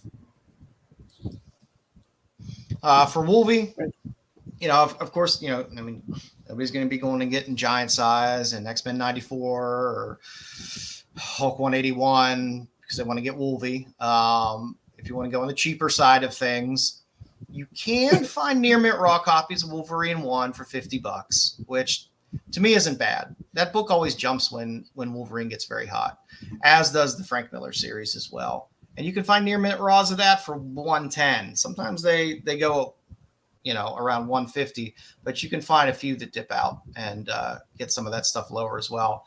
And as hopefully maybe a little bit of the Wolverine heat dies off after Deadpool, these will just dip a little bit. And these are good solid books to have in the Wolverine stable. And then on the cheaper side of just good Wolvie books to have, I will always go with 17 and 27. They're fantastic covers and they're cheap covers. but there are highly recognizable covers. There's nothing wrong with buying highly recognizable covers because people like to buy highly recognizable covers. And when people can't afford the other stuff when it goes up in price, this stuff jumps. Not huge, but, if you find a really nice copy of, 17 for $15 and movie gets hot again and you can dump this for, $30-$40, that's nice. Same with 27. It's a classic cover. If that pops again, not a bad book to find. And again, some of this heat should die down a little bit off of these books. So you might even be able to pick them up a little bit cheaper in the next month or two. X-23 still has a little heat on that from the Deadpool stuff. But in terms of just some books that are still reasonable, the first X-23 series, this is the variant cover, the Billy Tan variant cover. You can find a near mint raw in this for $10. Sometimes even cheaper. Sometimes you can find a near mint plus for about $10 in this. Again, recognizable cover, not a bad one to buy for a few bucks here and there. And the all-new Wolverine, if you just want her in the outfit, there's a ton of covers on this. A lot that are far more expensive, be it the black and white or the J. Scott Campbell or the hip hop variant. But just to get the A cover, which is a good Bengal cover, you can squeak this out at a near mint raw for $20, which to me isn't bad. It's a reasonable book, and her stuff should, and I would think her stuff will settle down just a little bit. The bottom's not going to fall out any of this stuff because this stuff isn't that expensive to begin with. But once the movie's out the theaters, then they'll settle back down, I believe. I was watching. Me and my son went to watch Deadpool Wolverine. I like embarrassing my son, but anyway, X-23 came out. I looked over at my son. I was like, "Damn, X-23 grew up hot." He was he's like, "Dad, shut the fuck up." You don't even, you go look up her on the Acolyte press tour. Jeez. She was wearing a very, very sheer shirt, and let's just say it was not warm in that room. Next up, now this is a more expensive book, but a book that people forget about sometimes, where you actually get Beast in his blue form, even though he's not blue on the cover. It is Blue Beast. Amazing Adventures 11.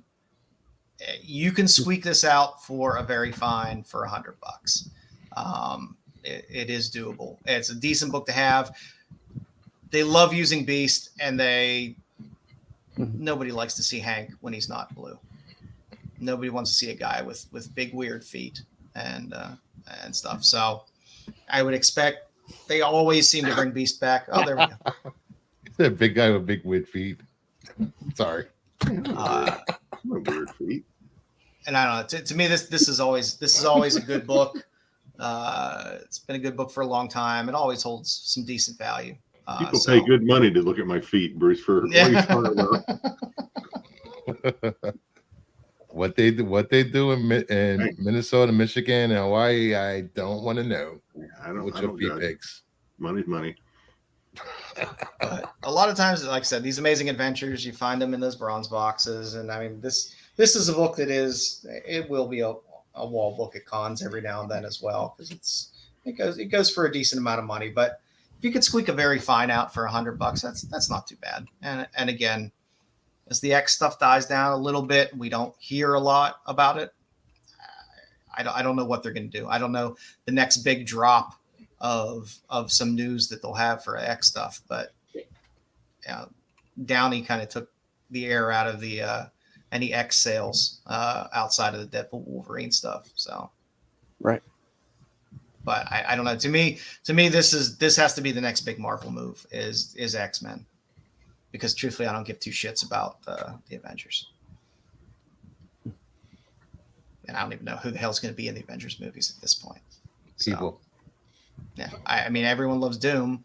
Well, Downey's Doom, but I don't want to see him beat the shit out of Kate Bishop. And I think this is last up on the list. Havoc, a better Summers brother.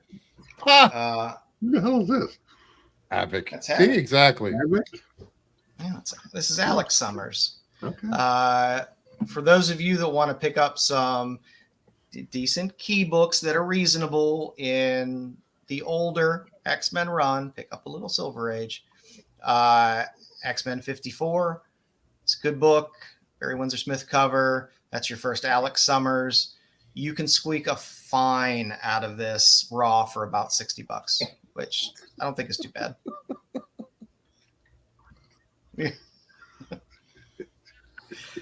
And then you get actually Alex Summers as Havoc in the outfit with the name on the cover. This book commands a little bit more. You can squeak a 6.0 graded out of this for 150. You just got to keep your eyes open for it. But both are decent books. They like using Havoc as well. We've had him before in a movie. He's a recognizable character. So you never know. Havoc is the original simp. He simped for Polaris, and then he's still simping for Madeline Price. Just saying. I simp for Polaris.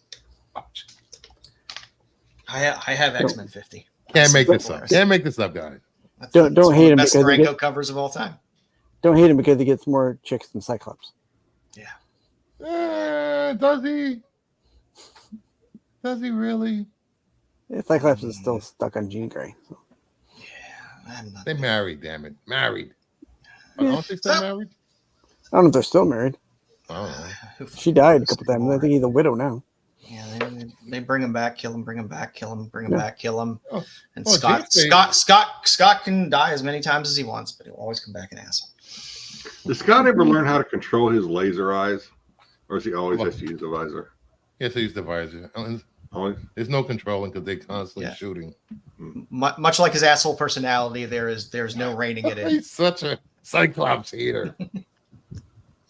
So that's what we got on X-Men for a budget today. Nice. I figured, like I said, we need to start being forward-looking when we're looking for stuff we want to buy and stop chasing books, because chasing books, and you know the way the heat is on books, they get hot and it dies fast. So buy stuff now before the heat hits, and then also some keys that'll always kind of hold some of their value. So yeah. Bruce, nice. Got some news for us today? Oh, do I ever? I got some good stuff. Hey, Anthony, what's going on, buddy? First story of the night. I just want to remind people, characters are not real. The actors are only portraying characters. Abby actress received extra security while filming The Last of Us Season 2. Some members of the Last of Us community have expressed hatred for the character and harassed and sent death threats to Laura Bailey, who played Abby in the video game. These characters are not real. Stop sending death threats. This has been going back since early soap opera days when soap opera actresses were accosted by stalkers. They're not real. They're not real people. Get this out your head. What did she do? Did her character do something shitty? They do not like the character in the game does something horrible, and they taking it out on the actress. Ridiculous. Okay. Weird. That's stupid. I don't know what to say. Death threats over a video game character. Yeah, that's nuts. People take this shit way too seriously. Yeah. Like Star Wars. We just need good stories. We need good story. That's bait. It's a good story, and we still hate her. All right. Next up, Nicolas Cage has been cast as John Madden in David Russell's Madden movie. There's so many things crazy in that. Part making of the game. There's so many crazy things in that first paragraph that I don't know how to. I have Nicolas Cage. Yes. I have John Madden. Yes. I have David O. Russell, who is an insane director who is highly volatile on the set, and a movie about the making of the video game. That's a lot. Is there stuff about John Madden that we don't know about that they're gonna surprise us with some John Madden dirt? Football. More football. It's Pow! How the game got started, when it went into the game. It's a whole That's just a crazy and Madden's been around for choice for that. More than 2 decades. I mean, if there's some drama behind the making of the game, that might be interesting because it is a super popular game. So yeah, show me some dirt on that. I don't care about John Madden's. I mean, we all seen it. We all have. We've got ESPN. We got the NFL and all their docu-series. We know who John Madden is. He died 4 years ago, 5 years ago. Long time. I don't know. I didn't even know he was dead. They just willed him onto the set of ESPN. Yeah. I mean, now, if you want to something traumatic happened to him as a child that he doesn't like to fly in airplanes, tell me about it. I don't know, but yeah, give me the bus story. Yeah, what happens on the bus stays on the bus, and if something's leaking that, and people are snitching, tell me that. That would be cool. Yeah, if it's nothing's controversial or exciting, I just don't see this being It better be big draw for the movie. Is this a straight to streaming service, or this is not? I agree, Anthony. I agree.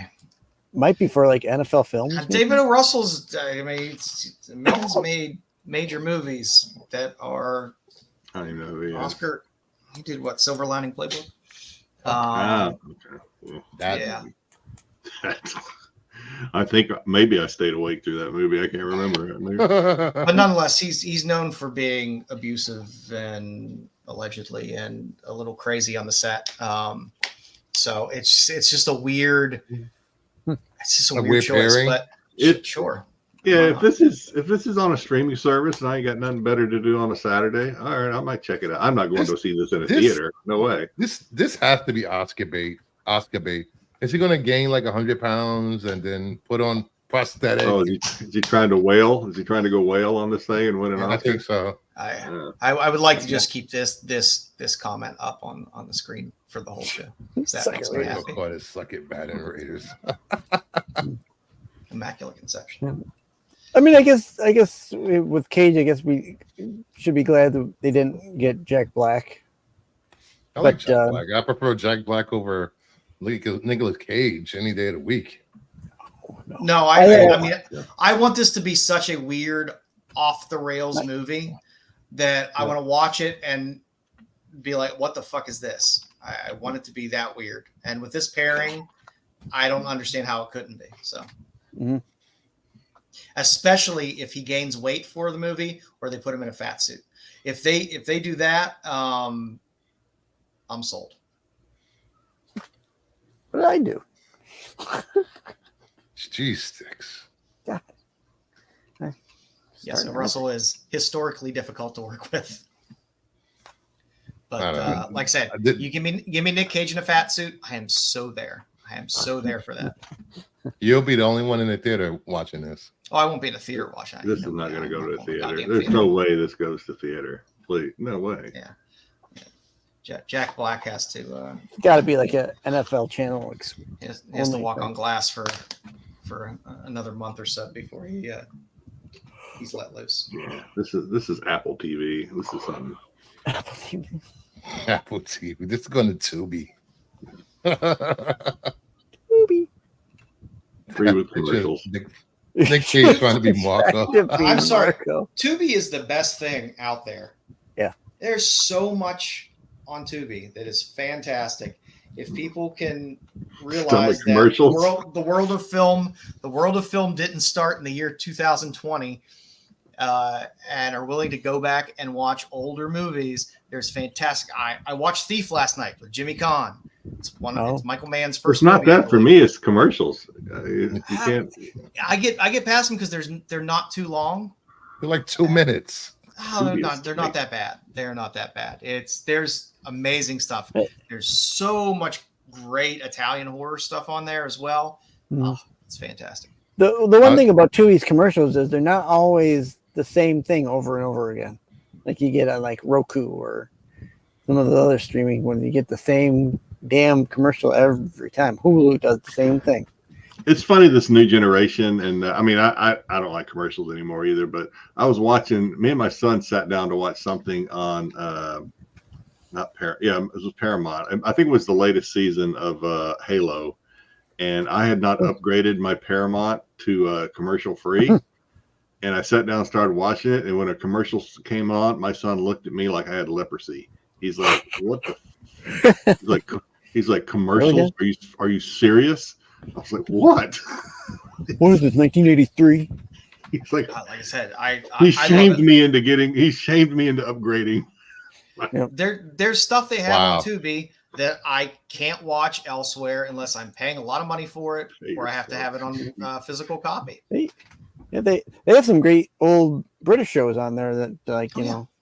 Here comes Doctor Who. No, well, they do have Doctor Who on there, but they have I shows did watch on there Doctor like Who. Secret Agent. That's really good. I did watch Doctor Who on downstairs. Ooh, upstairs. I was eating lunch with this guy that I work with, and he's a big Doctor Who, Star Trek. Those two always seem to go hand in hand. By the way, I don't know why. Star Trek and Doctor Who, because they're original sci-fi that inspired everything else. That's true. He was telling me about the screwdriver. He goes, "Yeah, the screwdriver. It was a sonic screwdriver. At first, it was just supposed to unscrew things." And I was like a screwdriver. Joe sitting there thinking you should be talking to Styx. He was trying to explain to me, and then how this screwdriver took off into be something fantastic. But at first, he's like, "It was just a sonic screwdriver. It's supposed to be used to unscrew things." And I was like, "Who came up with that? Who thought that was a good idea?" At what point in that conversation did you go, "Shut up, nerd"? Hey, the boss of the channel has every sonic screwdriver ever made. All right. Pete loves Doctor Who more than us. I love good classic sci-fi. I can't dip my toes into the Who. It's just too much. What else you got, Bruce? All right, let's move on from Nicolas Cage, no acting.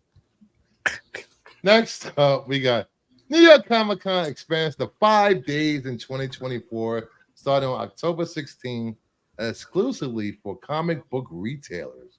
Retailer Day features programming, meetups, and private events for comic shop owners and industry professionals.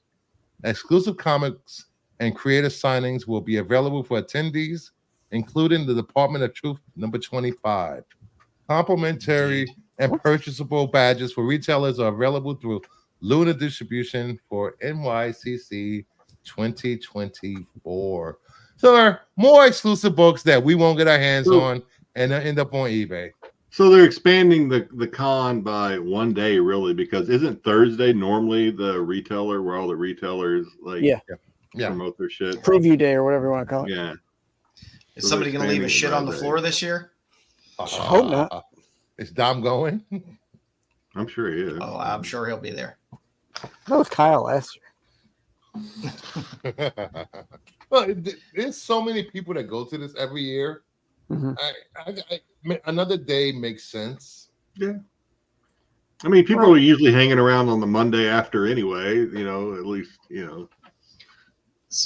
So are they trying to Wednesday. Are they trying because there was all the talk about SDCC and are they going to move it out of the city, or are they going to do this, they can do that, because it's hard to find places to stay and stuff like that there. Maybe they're making a play to be one of the bigger boys. I mean, it's already one of the bigger cons anyway. New York's already one of the primetime players for cons. Second only to San Diego, if it's even second to San Diego. I don't even know if it is.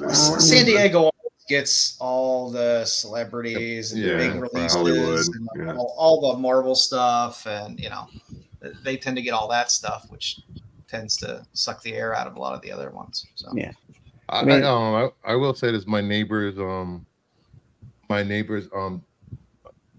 Ken, his wife's family was looking for people to go to the con to share a hotel room for the 4 days because it was so expensive. Hello. Yeah, trying to come find with a free hotel. ticket. Trying to get a hotel in and during a con, you're crazy. That's $400 to $500 a night, easy.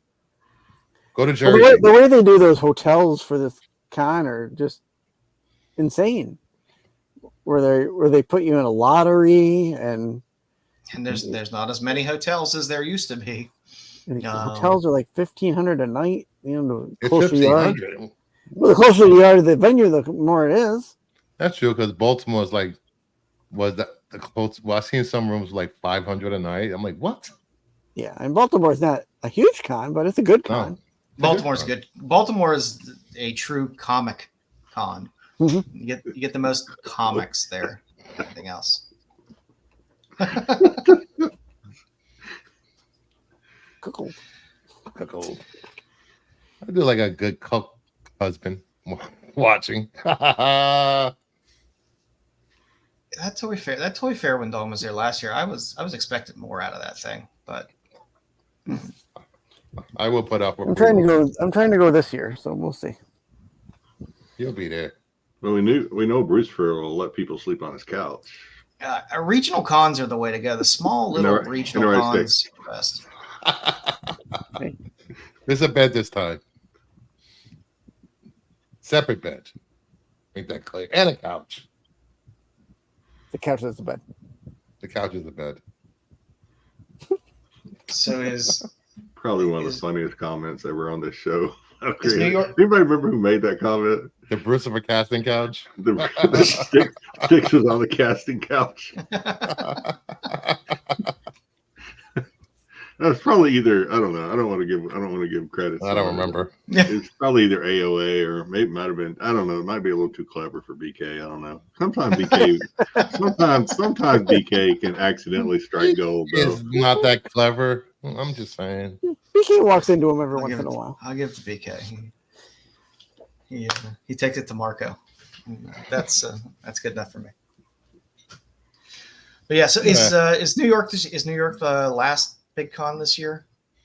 You know, yeah. I will say one more thing about this. For people like me that have to travel, if they're going to do something like this, make it worth my while when I get there. I'm okay with this. Yeah, don't make me travel all the way somewhere just to spend like 2 days. Yeah, I'm down with this. I wish you would come into Baltimore to hang out with us. I do too. My wife says too dangerous. Too dangerous. I got my weapon. I protect you. Okay, that's what I tell her. I'm with Bruce for. That's his town. That's why I got a hotel right next to the convention center. Well, where we were wasn't too bad, right, Styx? It was the bar area. It was a lot of bars. My wife watches the news and she just thinks Baltimore and there's parts of Baltimore that are sketchy. There's parts of Baltimore you don't want to drive through. Yeah. I think before I got on stream, I used to see YouTubers talking about they were shot at or chased or scared to walk to the con from where they were. I'm like, how far away from the con were they that they had this all happened? Because we were within a 20-block radius from the con. We didn't see anything like that. Yeah, we were 10 to maybe 15 blocks at the most away. Well, if you go down to the block where all the strip clubs are, that's a fun time. The strip clubs? Oh yeah, there's a whole block. Ooh, I didn't know that. It was the only place I've ever seen a woman who was literally 8.5 months pregnant dancing. What? Yes. Unfortunately, our milk show. Our escorts in the city, Marco and Pete, just took us to Rat Alley or some fucking place with rat. Yeah. That seems the stories they tell. It seems like that you guys aren't going to the very nice place. I know Joe goes to those specialized strip joints, like specialized in like feet. Oh no, it wasn't special. That's piggy or something like that. That's just what you get in Baltimore sometimes. There's just a curtain with just showing feet. Walking onto the stage, check out those toes. We can't run. Welcome to the hammer toe. I live relatively close to Baltimore. It's easy driving distance. and I used to spend a lot of time in Baltimore back in my single days. I've seen some crazy shit in Baltimore. That's all Damien has a question for you, Joe. He's got an important question, so let's what is this question? Let's give him the stage. Shoot, Damien. Well, while you're coming your question, I'll give you one strip club story from Baltimore, where I was with my buddy, and the way every state kind of city handles their strip clubs differently. It's you're gonna get your fun. No, I've never been to an AVN Awards convention or any of those things. I'm too much of a germaphobe for that stuff. But in Baltimore, the dancers normally dance behind the bar in most cases, and then they come down and they're behind the bar, so you can't see. Then they come around and go to everybody and ask for tips after. And then if you want to buy them a drink, they'll sit with you, have a dance, whatever. I was sitting at the bar, and the bar was, kind of a, three sides of a rectangle. Did a stripper's water break on your lap? I was sitting at the far end of the bar. My friend was right around the corner. He had a girl on his lap, and he looked at me and was 100% truthful and said, "It's in." That's what happens in Baltimore. What? Yes. At the bar.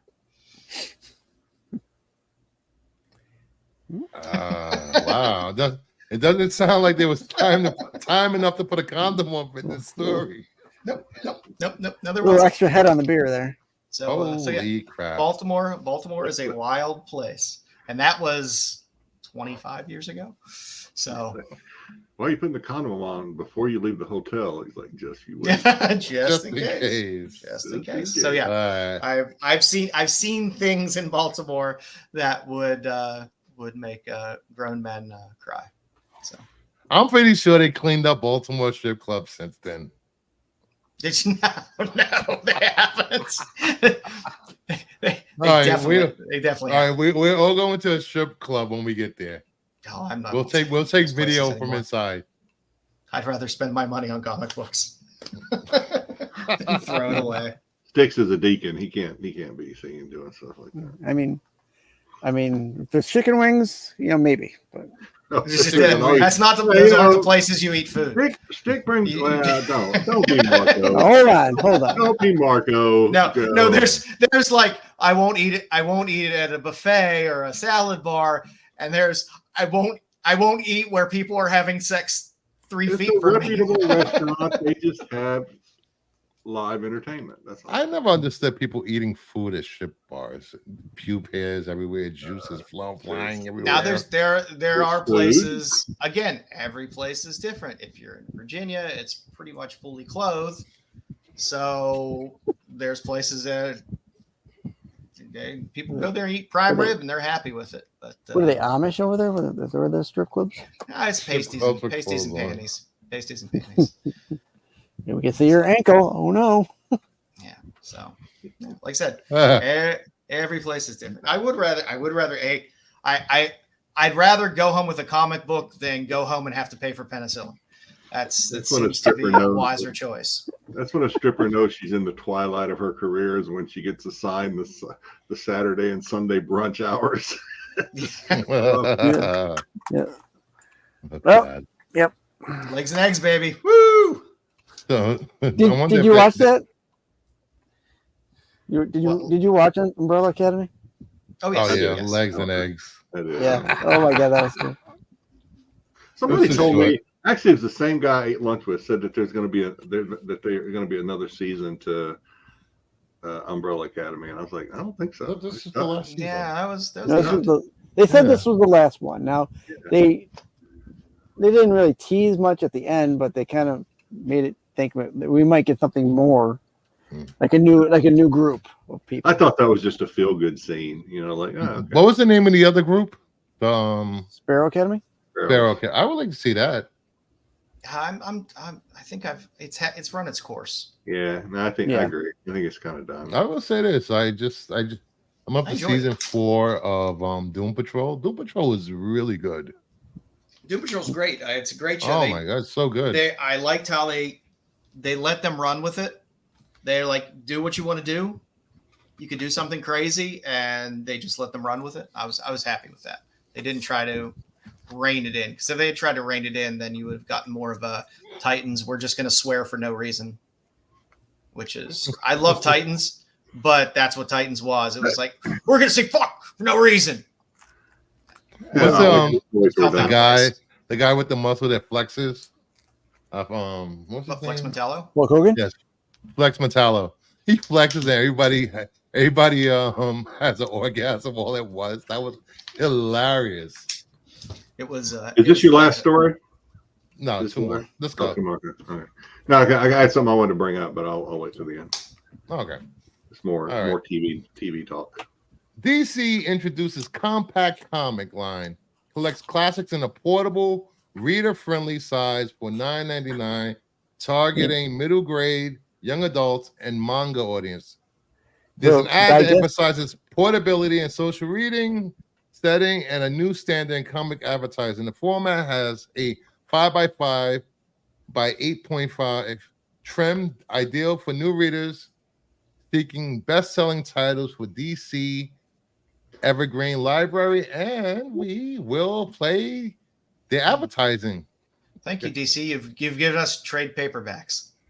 Shut up. Trade paperbacks, they're digest. So here we go. We got a little video to watch. That advertising. Digest again. I thought we were done with this.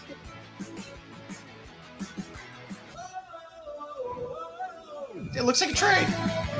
Yeah, but it's tiny. It's a little smaller.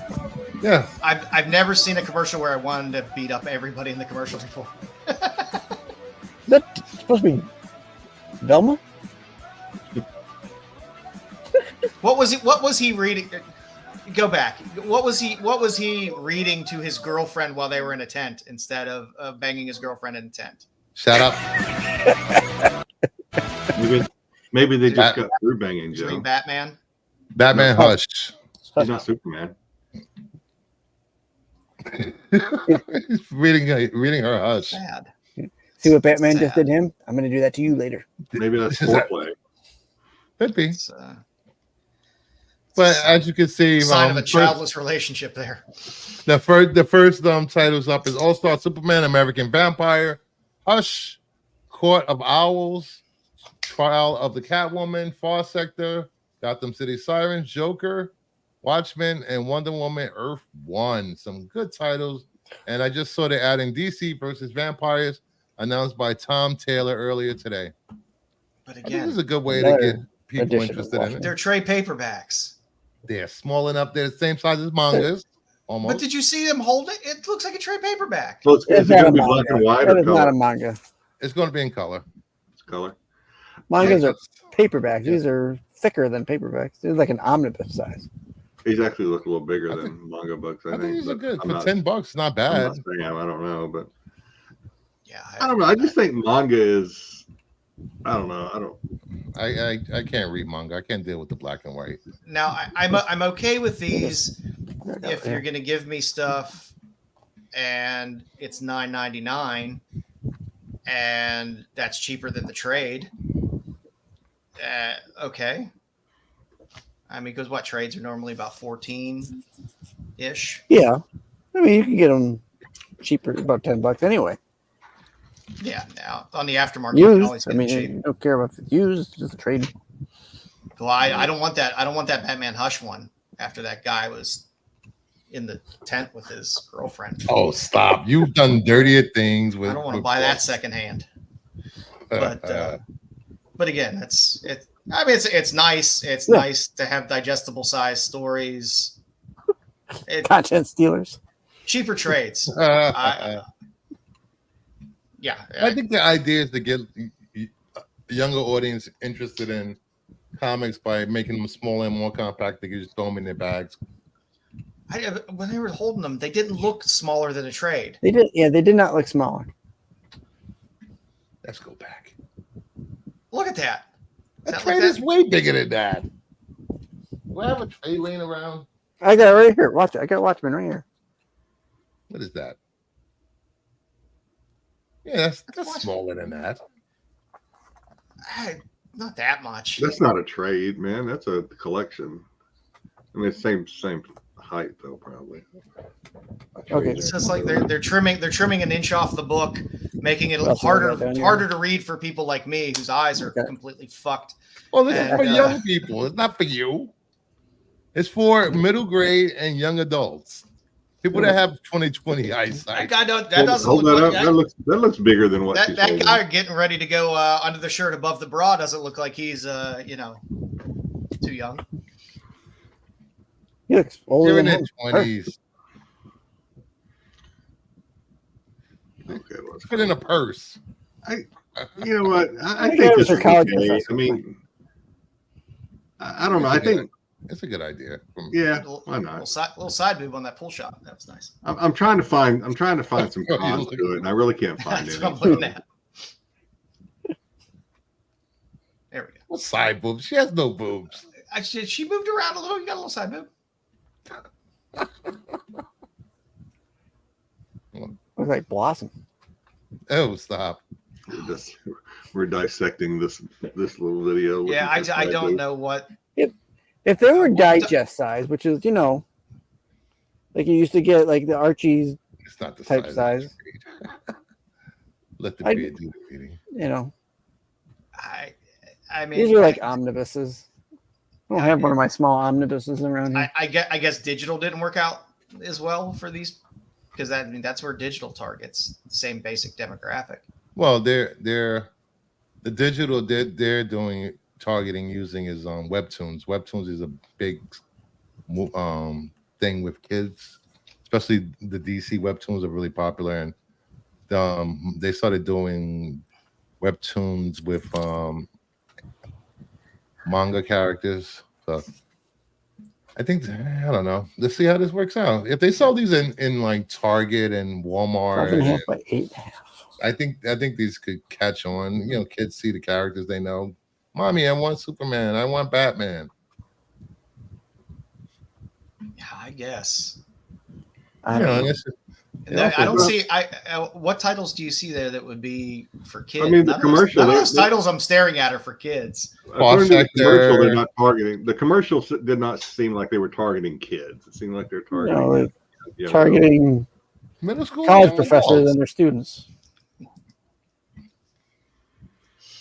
Yeah, it seems like they're targeting 20-somethings.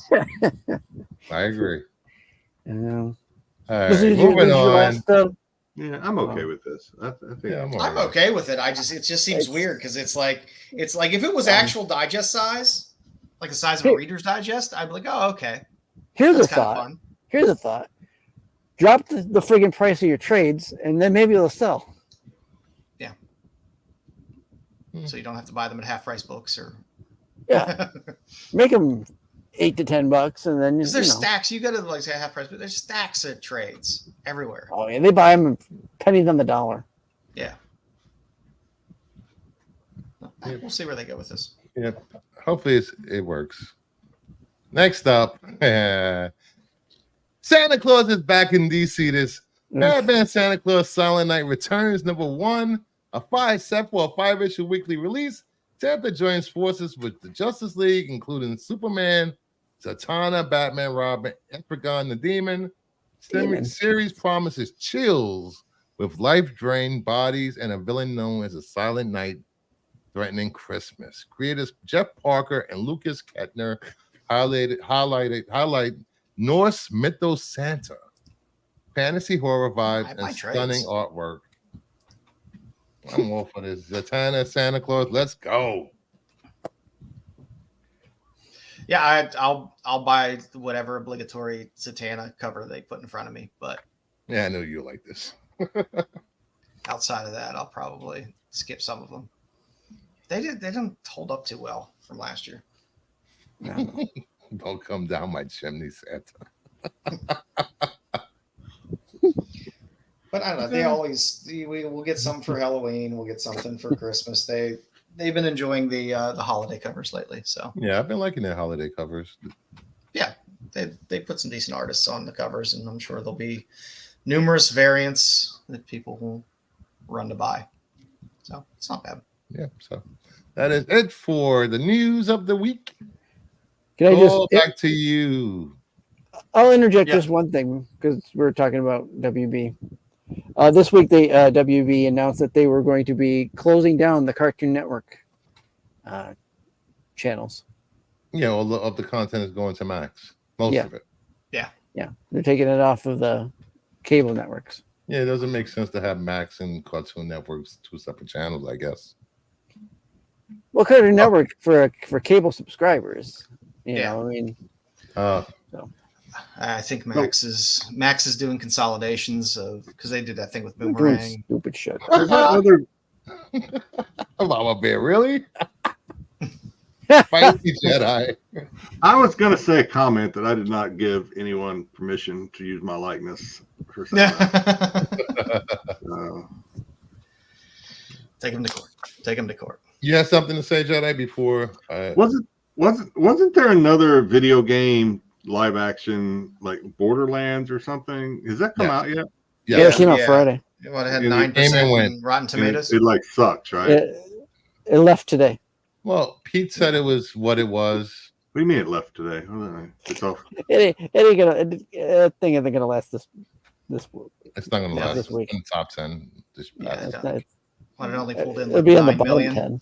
Opening weekend. Made 50 cents. Oh, it's in theaters.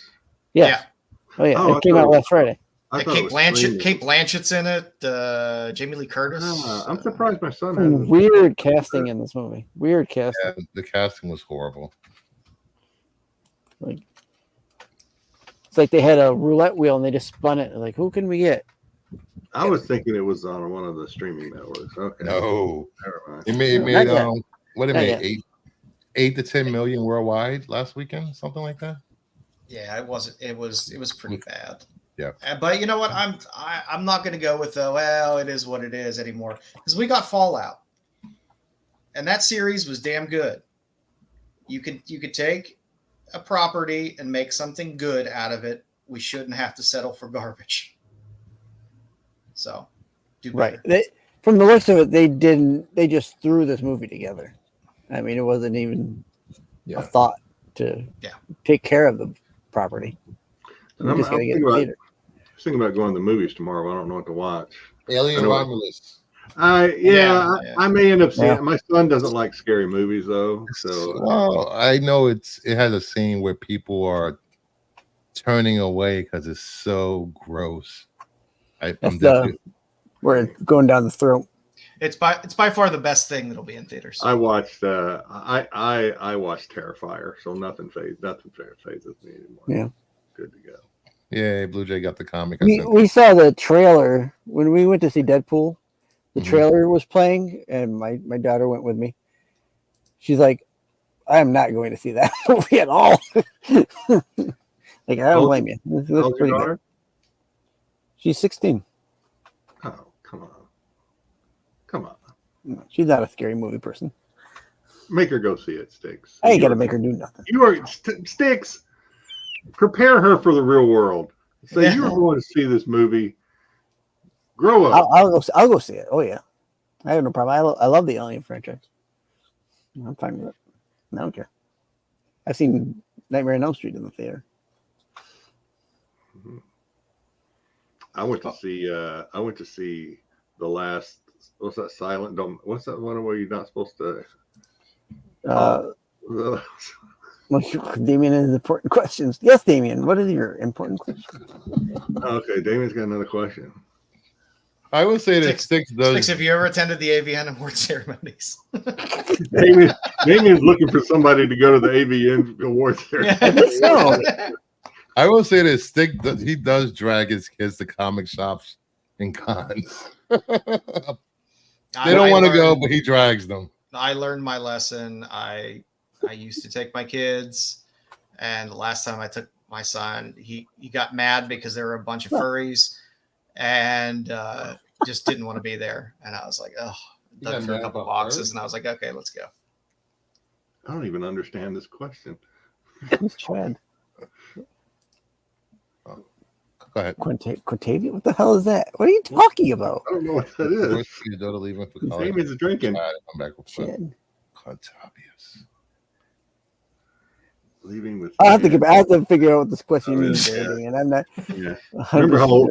Remember we're old before you start. I have no idea what. My daughter isn't someone to trifle with.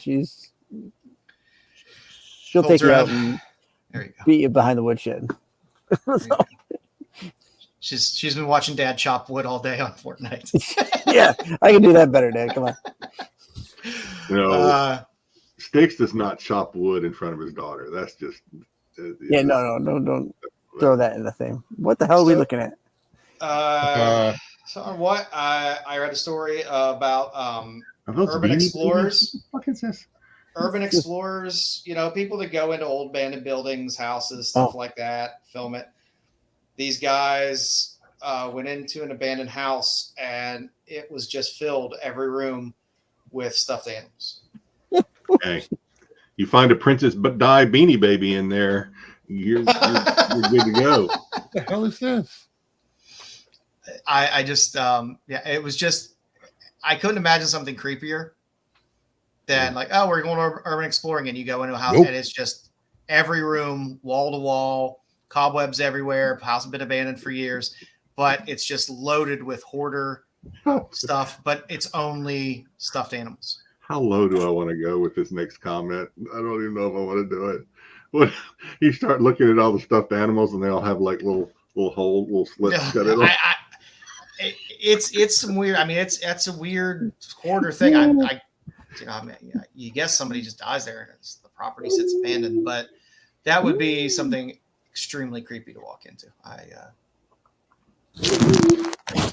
That guy does not look like he. That gentleman, that bald gentleman with the beard, does not look like he scares easily. So if it scared him, like he wears deodorant. Yeah. The guy behind him looks like Klaus. Yes, he does. Styx, private chat. Through the TV. Styx, the private chat. Oh, I want to read Right, so I found that interesting this week. And I might as well throw in an Olympic segment. Did anyone watch the Olympics? Because this was the only three things that made the Olympics interesting this year for me. Dick on the pole vault, Turkish shooter, and ray guns. I'll look at that later. Yeah, it's a lot of reading. Bruce is sending me encyclopedias. I think Styx could go to Australia and be a Olympic breakdancer. Yeah, the story just gets weirder and weirder, and it's hard. Something about her husband was the head of their breakdancing. And I don't know how much of it is true, but yeah, she made her husband the head of the organization, and then beat like 30 other breakdancers to make it there. But there was one girl that was definitely better, and she chose not to pay travel expenses, so that girl couldn't make it there. Yeah. So there was a lot of weird stories, but I had to. I watched the whole thing, just because of that. It was cringy. It was beyond. It was beyond cringy. Well, they had video of her like break dancing before the closing ceremony or something, and I was like, "Why didn't you do that?" It doesn't look terrible. It doesn't look Olympic worthy, but it doesn't look like that crap she did on for the Olympics. Why didn't you do that? There's no way she got there legitimately. It was yes, she does have a PhD in break culture. Yeah. And then wondering why she owes $200,000 in student loans and can't get a job paid off because she has a degree in breakdance history. I think it's the last time they will have breakdancing at the Olympics. It is. It won't be back in Los Angeles. Well, they already said they're not doing it in Los Angeles, I think. Yeah. Los Angeles has lacrosse, so I'm excited. Flag football, apparently. Oh, and flag football, yeah. Yeah, I don't I mean, maybe it's just the lack of terrestrial television. I remember back in '84 and stuff like that. The Olympics were a thing. Mm-hmm. You watched Mary Lou Retton. You watched Carl Lewis, it was a big thing. I don't know whether it's just because it's streaming now. It just doesn't. I back to the. I almost wonder if this was just some sort of promotional stunt to get attention to the breakdancing. I don't know. I mean, there's some weird stuff going on. Like Bruce said, there's some weird shit going on. Yeah. I couldn't understand how this even got this far to be an Olympic sport. I just want to know how much trim that pole vaulter got when he got back to the Olympic Village. Oh, and then somebody saying that they heard he stuffed his stuff. They did on purpose. I don't understand why they would do that. Cost yourself a medal just so you can get more OnlyFans views or something. I don't know. I don't know, Bruce. Why don't you tell us? Olympics is only once every 4 years. No, it's not the first time not the first time I've seen athletes get boners. The adrenaline, excitement. They get excited. Can you say it happens? Yeah, like I said, he didn't get the gold in the pole vault, but I'm sure he got a lot of pink in the Olympic Village. So good for him. Because that place is like it's like the days of Caligula, the Olympic Village. It's a very well known fact. Yeah, that it is a crazy time there. I bet the guy in the middle wasn't getting much play. That motherfucker's scary. That's that guy. That is interesting. That guy walked up. He had his hand in his pocket, and he's like, just staring down with the fuck you. How do we have the most guns in the world and we did not even reach the top 20 or 30? How'd that happen? That shooting. I don't get it. Gotta get one of those gang members out to join the Olympics, I guess. We didn't place in any of the gun shooting? That is a shame. No. I don't think we did, no. Maybe we're used to just spraying bullets. We don't aim anymore. We just spray bullets. Yeah. I don't know the gun, so. I do. I watched this guy because it's too hard to own guns here in Hawaii. They make it hard on purpose. Oh, I can imagine. But yeah, so Olympics. I don't know what to think about it anymore. I watched bits and pieces, but I didn't watch any of it. I would catch articles. I would catch articles online. I'd read the headlines and not much more. Mm-hmm. That's a shame. I mean, maybe it's just because we don't have the old Russian craziness. Yeah, I was just gonna say when we grew up, the Cold War was big, and U.S. versus Russia was a huge draw. You didn't have 1,000 channels at touch of your remote either, so true. Yeah, I mean you can. Yeah, now you can watch the Olympics and switch back and watch SpongeBob and go back over. You watching SpongeBob, Styx? Why are you somewhere else? I'm just saying. Listen, SpongeBob is a cultural icon. Are you watching Bluey too? I do not watch Bluey. Yes, that's true. That's beyond my. So it was an interesting from the head. I talk about it with my son when I call my son in Tennessee. We talk about the head. I don't think he watched much of it either. He just kind of read the headlines too. I mean, there were some interesting storylines, but But the meme stuff is what seemed like this is all I'm going to remember from these Olympics that I can remember. That and the fact that the Chinese divers can enter the water at 10 meters and not make one little bit of splash, which was the most insane thing ever. But there was a lot of those where they were swimming in the swimming in the Seine. And it was like, I don't know. I will give props because I did watch plenty of beach volleyball. Cheers to the Spanish women's team. I don't know if they medaled. I was just kind of not watching it for that, but it was fantastic. Porn is free, Joe. Porn is free. I used to play volleyball. I like watching volleyball, but it's just distracting. It's very distracting in the beach volleyball. Those were some outfits. There's a little bit of a difference when your wife walks in the room and you're watching volleyball than if she walks in the room and you're watching porn. There's a little difference in what you can get away with. I just show her the pole vaulter hitting his dick and be like, there you go. We're good. On to the Winter Olympics. Where's the Winter Olympics at? I do tend to enjoy the Winter Olympics a little more. Than the 2 years from now. If they had the pole vaulting in the Winter Olympics, this guy would have been okay. He might have cleared that thing. The indoor volleyball was fantastic this year. Both male and female was a lot of fun. But again, it's not like it used to be. I just maybe we just don't have the storylines this year for it. But I guess there were some, but I don't know. It's weird. It's just weird to me for how big the Olympics was. Italy. One of the interesting thing, I guess the U.S. medaled in rugby for the first time in like 100 years or something. Did I hear that right?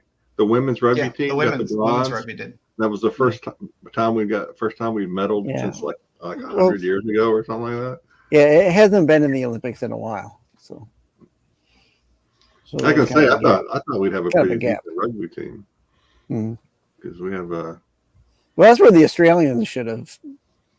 I know, but we have America Samoa, and those Samoans love their rugby. Oh yes. Well, that's about all I got, guys. Anything else you guys got? Yeah. Not really. No. I ain't got none. No other fun stories. Nothing was that interesting this week. I did see a clip or a news story, but I think it was just an old clip that came across of some kid that tried to stick his dick in a wasp's nest and got stung 600 times. That was interesting. What? Teenage boys, man. They do stupid shit. I've never tried to do that. No, not up to no. No, I didn't see. I saw I just saw That's just weird. I didn't see the Tom Cruise thing. I guess I need to check that out. Oh yeah. At the closing ceremony, I think didn't he do something at the closing ceremony or something? He looked at I gotta tell you, Jedi. He looked his age when he and I'm like, oh, you could tell the movies are definitely Father Time CGI in them. Yeah. Well, he's what, 60? He's older. 64. Yeah, I mean he's getting up there. Xenu's keeping him relatively young. Yeah, I getting back to the getting your wang stung by wasp. You know, thank you. Darwin. Yep. Has a nature finds a way to thin the herd. I mean, I feel sorry for the boy's parents. I don't feel sorry for him. He's an idiot. I feel sorry for his parents, I guess. That's embarrassing. But Jesus. I mean, there's I understand peer pressure. He deserved it. I understand peer pressure to a point. There's a certain point where peer pressure is just like, oh, sorry, man, you're just an idiot. Yeah. There's a point. There's a cutoff. So if you haven't subbed to the channel, do it.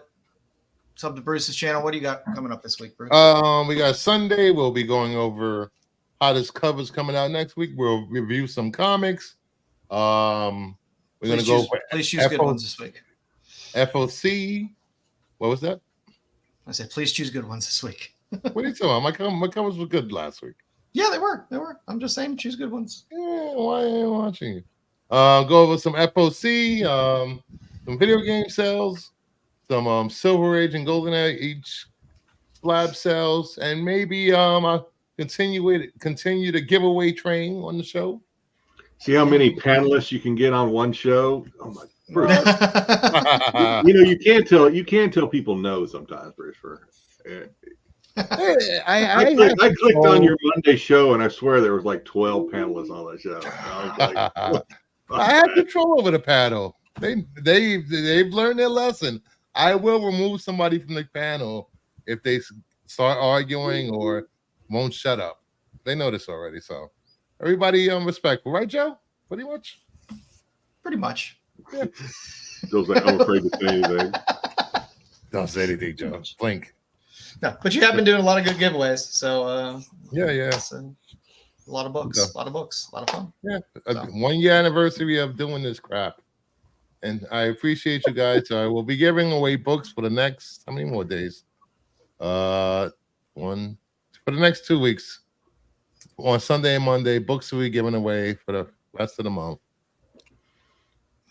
Which I will be mailing out books either tomorrow or Monday. I just haven't had time to go to the post office. I got your names written down. You will get your books. I'm not going to say it. Me? Pulling a Styx. I'm just kidding. I'm kidding. I will send out your books this weekend, man. You got your books. If I had won the other day, I think I told you this. If I had won, I was gonna give the prize to BK. I feel like I need to offer some sort of like olive branch.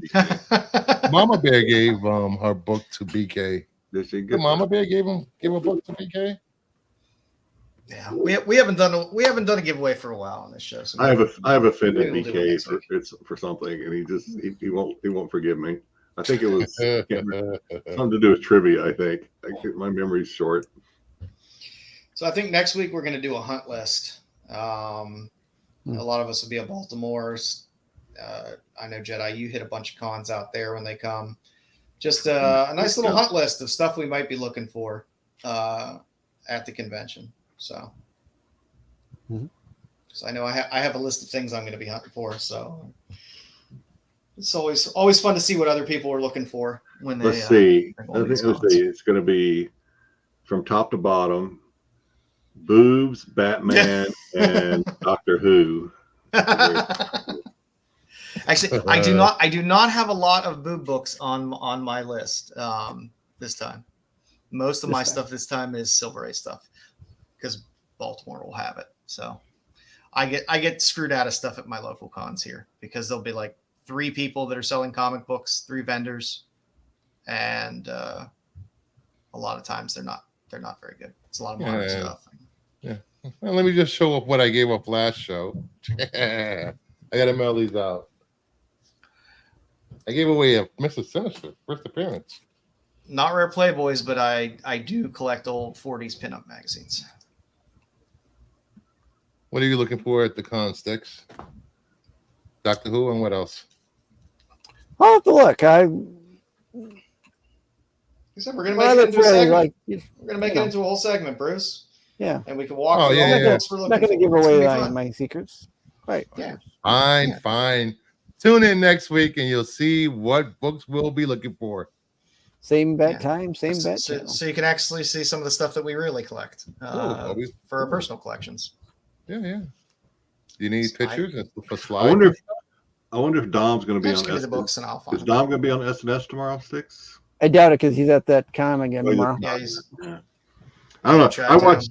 I watched SNS. Was it last week? I think it was. Was it last week? Dom was on. Yeah. Yeah. And Dom, I don't know. He seemed a little nervous. He wasn't. A little timid. He's a little. Yeah. He's kind of like he didn't bring it. He didn't bring. He wasn't the whole damn show. He didn't. I was a little disappointed. He got the opportunity. He got the spotlight, and he didn't bring it. I think he maybe didn't know what to expect. Also, they didn't have the Dom heavy segments last week either. Yeah, you gotta be ready. I think opportunity knocks. Dom wants me to do a conspiracy show with him called "At the End of the Day." End of the day. It's all. We're working on the details of that. Let's see what happens. You're opening a Pandora's box, Bruce. For us. I know I am. we might have to bring back the conspiracy wheel, Jedi. It's been a while. I gotta find it. Conspiracies. Because I enjoyed the conspiracy wheel. That was always fun. Yeah. Get that back. Yeah. So hopefully Dom will be back with us next week if he's not painting a house or driving halfway across the country to get a FET signature.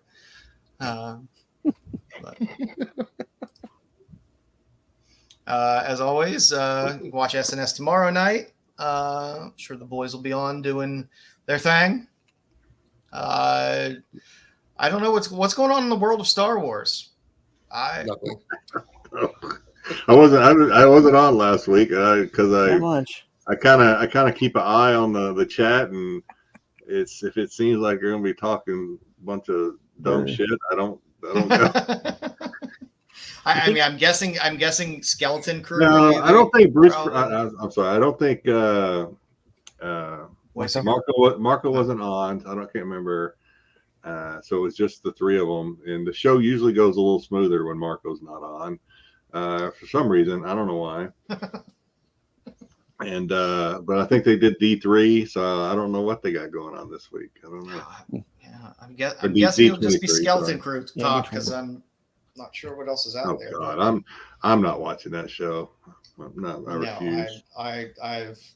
I've said I'm not really don't have the desire to watch it either. It's just not for me. It's just not for my demographic. That's exactly. And what I'm okay. I'm okay with that. I'm not mad that they made a show not for me to watch, but I'm fine with that. I'm actually happy that they are reaching out and doing some live action stuff and trying to hit some different demographics. You want to hear something that will probably get me in trouble with everybody watching the show? I didn't like the Goonies. So I didn't like the Goonies. I did. I loved the Goonies. I could care less for the Goonies. It was not that good to me. I never understood the love for that movie. Same here. How do I remove you two out of here? I like it. I do enjoy it. So thank you for hanging out, everybody, tonight. We appreciate your interaction with us and hanging around. We actually, look at that. We actually had a show that was longer than an hour and 15 minutes this week. So that's right. The Outlaw game is coming. You just needed me and Bruce for on last time. Yeah. Well, normally I think Bruce and Dom arguing takes up a good half hour or so. Yeah. Bruce's pickups normally is another 15 minutes or so. Stretches. Pickups have been very tame. They have been tame. But I'm sure you'll have some large box coming from CGC that has to be forklifted to your door soon. My and then sent back a couple hours away from here. I will be doing an unboxing video at some point. Maybe I'll grab one of you guys to react with me as I open the box. Okay. You're walking anyway, Styx. I'm auditioning for it. As long as we're in a thumbnail doing. Yeah. And we got to pout don't you have to pout or we got to do something with your lips? I don't know what it is. People. Oh no, the new one is you got to go. That's the new one, right? You see it on everybody's thumbnail. Everybody got reaction thumbnails now. Okay. Yep. It must be good. There's a reaction thumbnail. Yeah. People like to live vicariously through other people buying shit. So. What if I did this on thumbnail? You think I get in trouble? Probably with YouTube. Yeah, probably. Just hold pieces of a broken slab and be like, with a nice. I just want another book today. Yeah, he's gloating about it in the chat. Oh, Jesus. I don't understand how you win that many of those. Well, number one, I'm confused why you go in the Razzes for books that won. Because I'll re-razz them in the there you go. Probably. I 27 or 28 Razzes this year so far. That's crazy. That is insane. I can't. Well, I can say Well, at one point he was on a pace to have like 50 Razzes. I think he slowed down a little bit. He's still close to on pace. It was like 2 months that I really didn't win anything. Mm-hmm. But there's one up now that I want. It's the all new Wolverine #2, the one in 25.50. It's like a $200 raw book or whatever. So I swear to God, if you win that thing, I'm gonna I got write my congressman or something. I got something. We need an investigation into. I keep saying I'm amazed anybody else goes in on those Razzes for how often he wins. But do they know you're in them? They probably don't know you're in them. Right? Yeah, they know. They show everybody that has the slots and how many slots you buy. If I saw your name on a slot, I'd be like, no, I'll pass next time. Yeah. This all new Wolverine 1 in 25 Lopez variant. I only have one. I have one slot. You beat me to it. Goddamn Styx. That Terra book is that Terra 5. Was it Horrific 12? To our buddies at SNS. Nobody's biting on that one. That one I sent you the picture of. Yeah. Nobody's biting on that one. I don't think it's gonna fill. It's nuts. I if I'm gonna gamble, I'm gonna gamble. I'll go to the casino and gamble. I'll go to the dice table, and that's what I'll do. Yeah. So between this year and this last year, I probably won 58 books. Or for Raz. That's crazy. That is insane. Raw or slab? Raw. Most 90, probably 98% slab. And the biggest one I won was Clone Wars #1. Yeah, Clone Wars. Yeah. You won a Darth Vader 3 too, I think. Oh yeah. What about that? Horseshoe up your ass, man. No, Clone Wars is still the best one. Yeah. Yeah. Oh yeah. But I will fight you for that Spider-Man one. I won first Kanan. I had a lot of Star Wars Razzes actually. Just think about it. Jeez. You don't even like Star Wars. Just in time for that part of the market to collapse. You don't know Star Wars. You don't even like Star Wars. Why you buying Star Wars? How much was that 150 the cow going for? I got mine for like 50, 60. What was it going? 85, I think. Interesting. I mean, that thing was going to be hot out of the gate. Once you saw it was a DeCall, Elsa Bloodstone cover, and for those still listening, they're talking about the Werewolf by Night red band. Yeah, there it is. I got to take it out. This poly yeah, get it the hell out of that shit ass poly bag. I want to take it out. So like, I sent the Blood Hunt red bands 2, 3, and 4 to be graded. Hopefully they come back 9/8. I did a pre-screen. They're gonna drive that shit into the ground because the Wolverine book that's coming out, they're doing an EC homage cover on it. They're just gonna keep doing that shit until it. I thought the Werewolf by Night was a one shot. It's not. It's an issue 2 I see on FOC. That's the ongoing. Yeah, the Blood Hunt one that they had, I think, was the one shot. Okay. So, yeah. So, well. Oh. Again, thank you. Yeah, 80, 85. And that's for 9/2. That's not even for name. Well, name. You know, I don't get it. I'll wait till next year when the heat dies off of it. I will get it for under ratio, and I will be happy. That's why you gotta press. You gotta get somebody to press your Marvel books as soon as you get them, because they crappy paper. I press them into my short boxes, and then they stay there. That's about what I do. So, all right, everyone. Thanks for showing up tonight. We shall be back next week. Some craziness. I got kids starting school and stuff, so it's nuts. Ooh. So, yeah, I got 18 more days left of vacation. Hey, I know. School season is starting. Crazy time. Maybe less than that. All right, everybody. Have a good night. The qualified.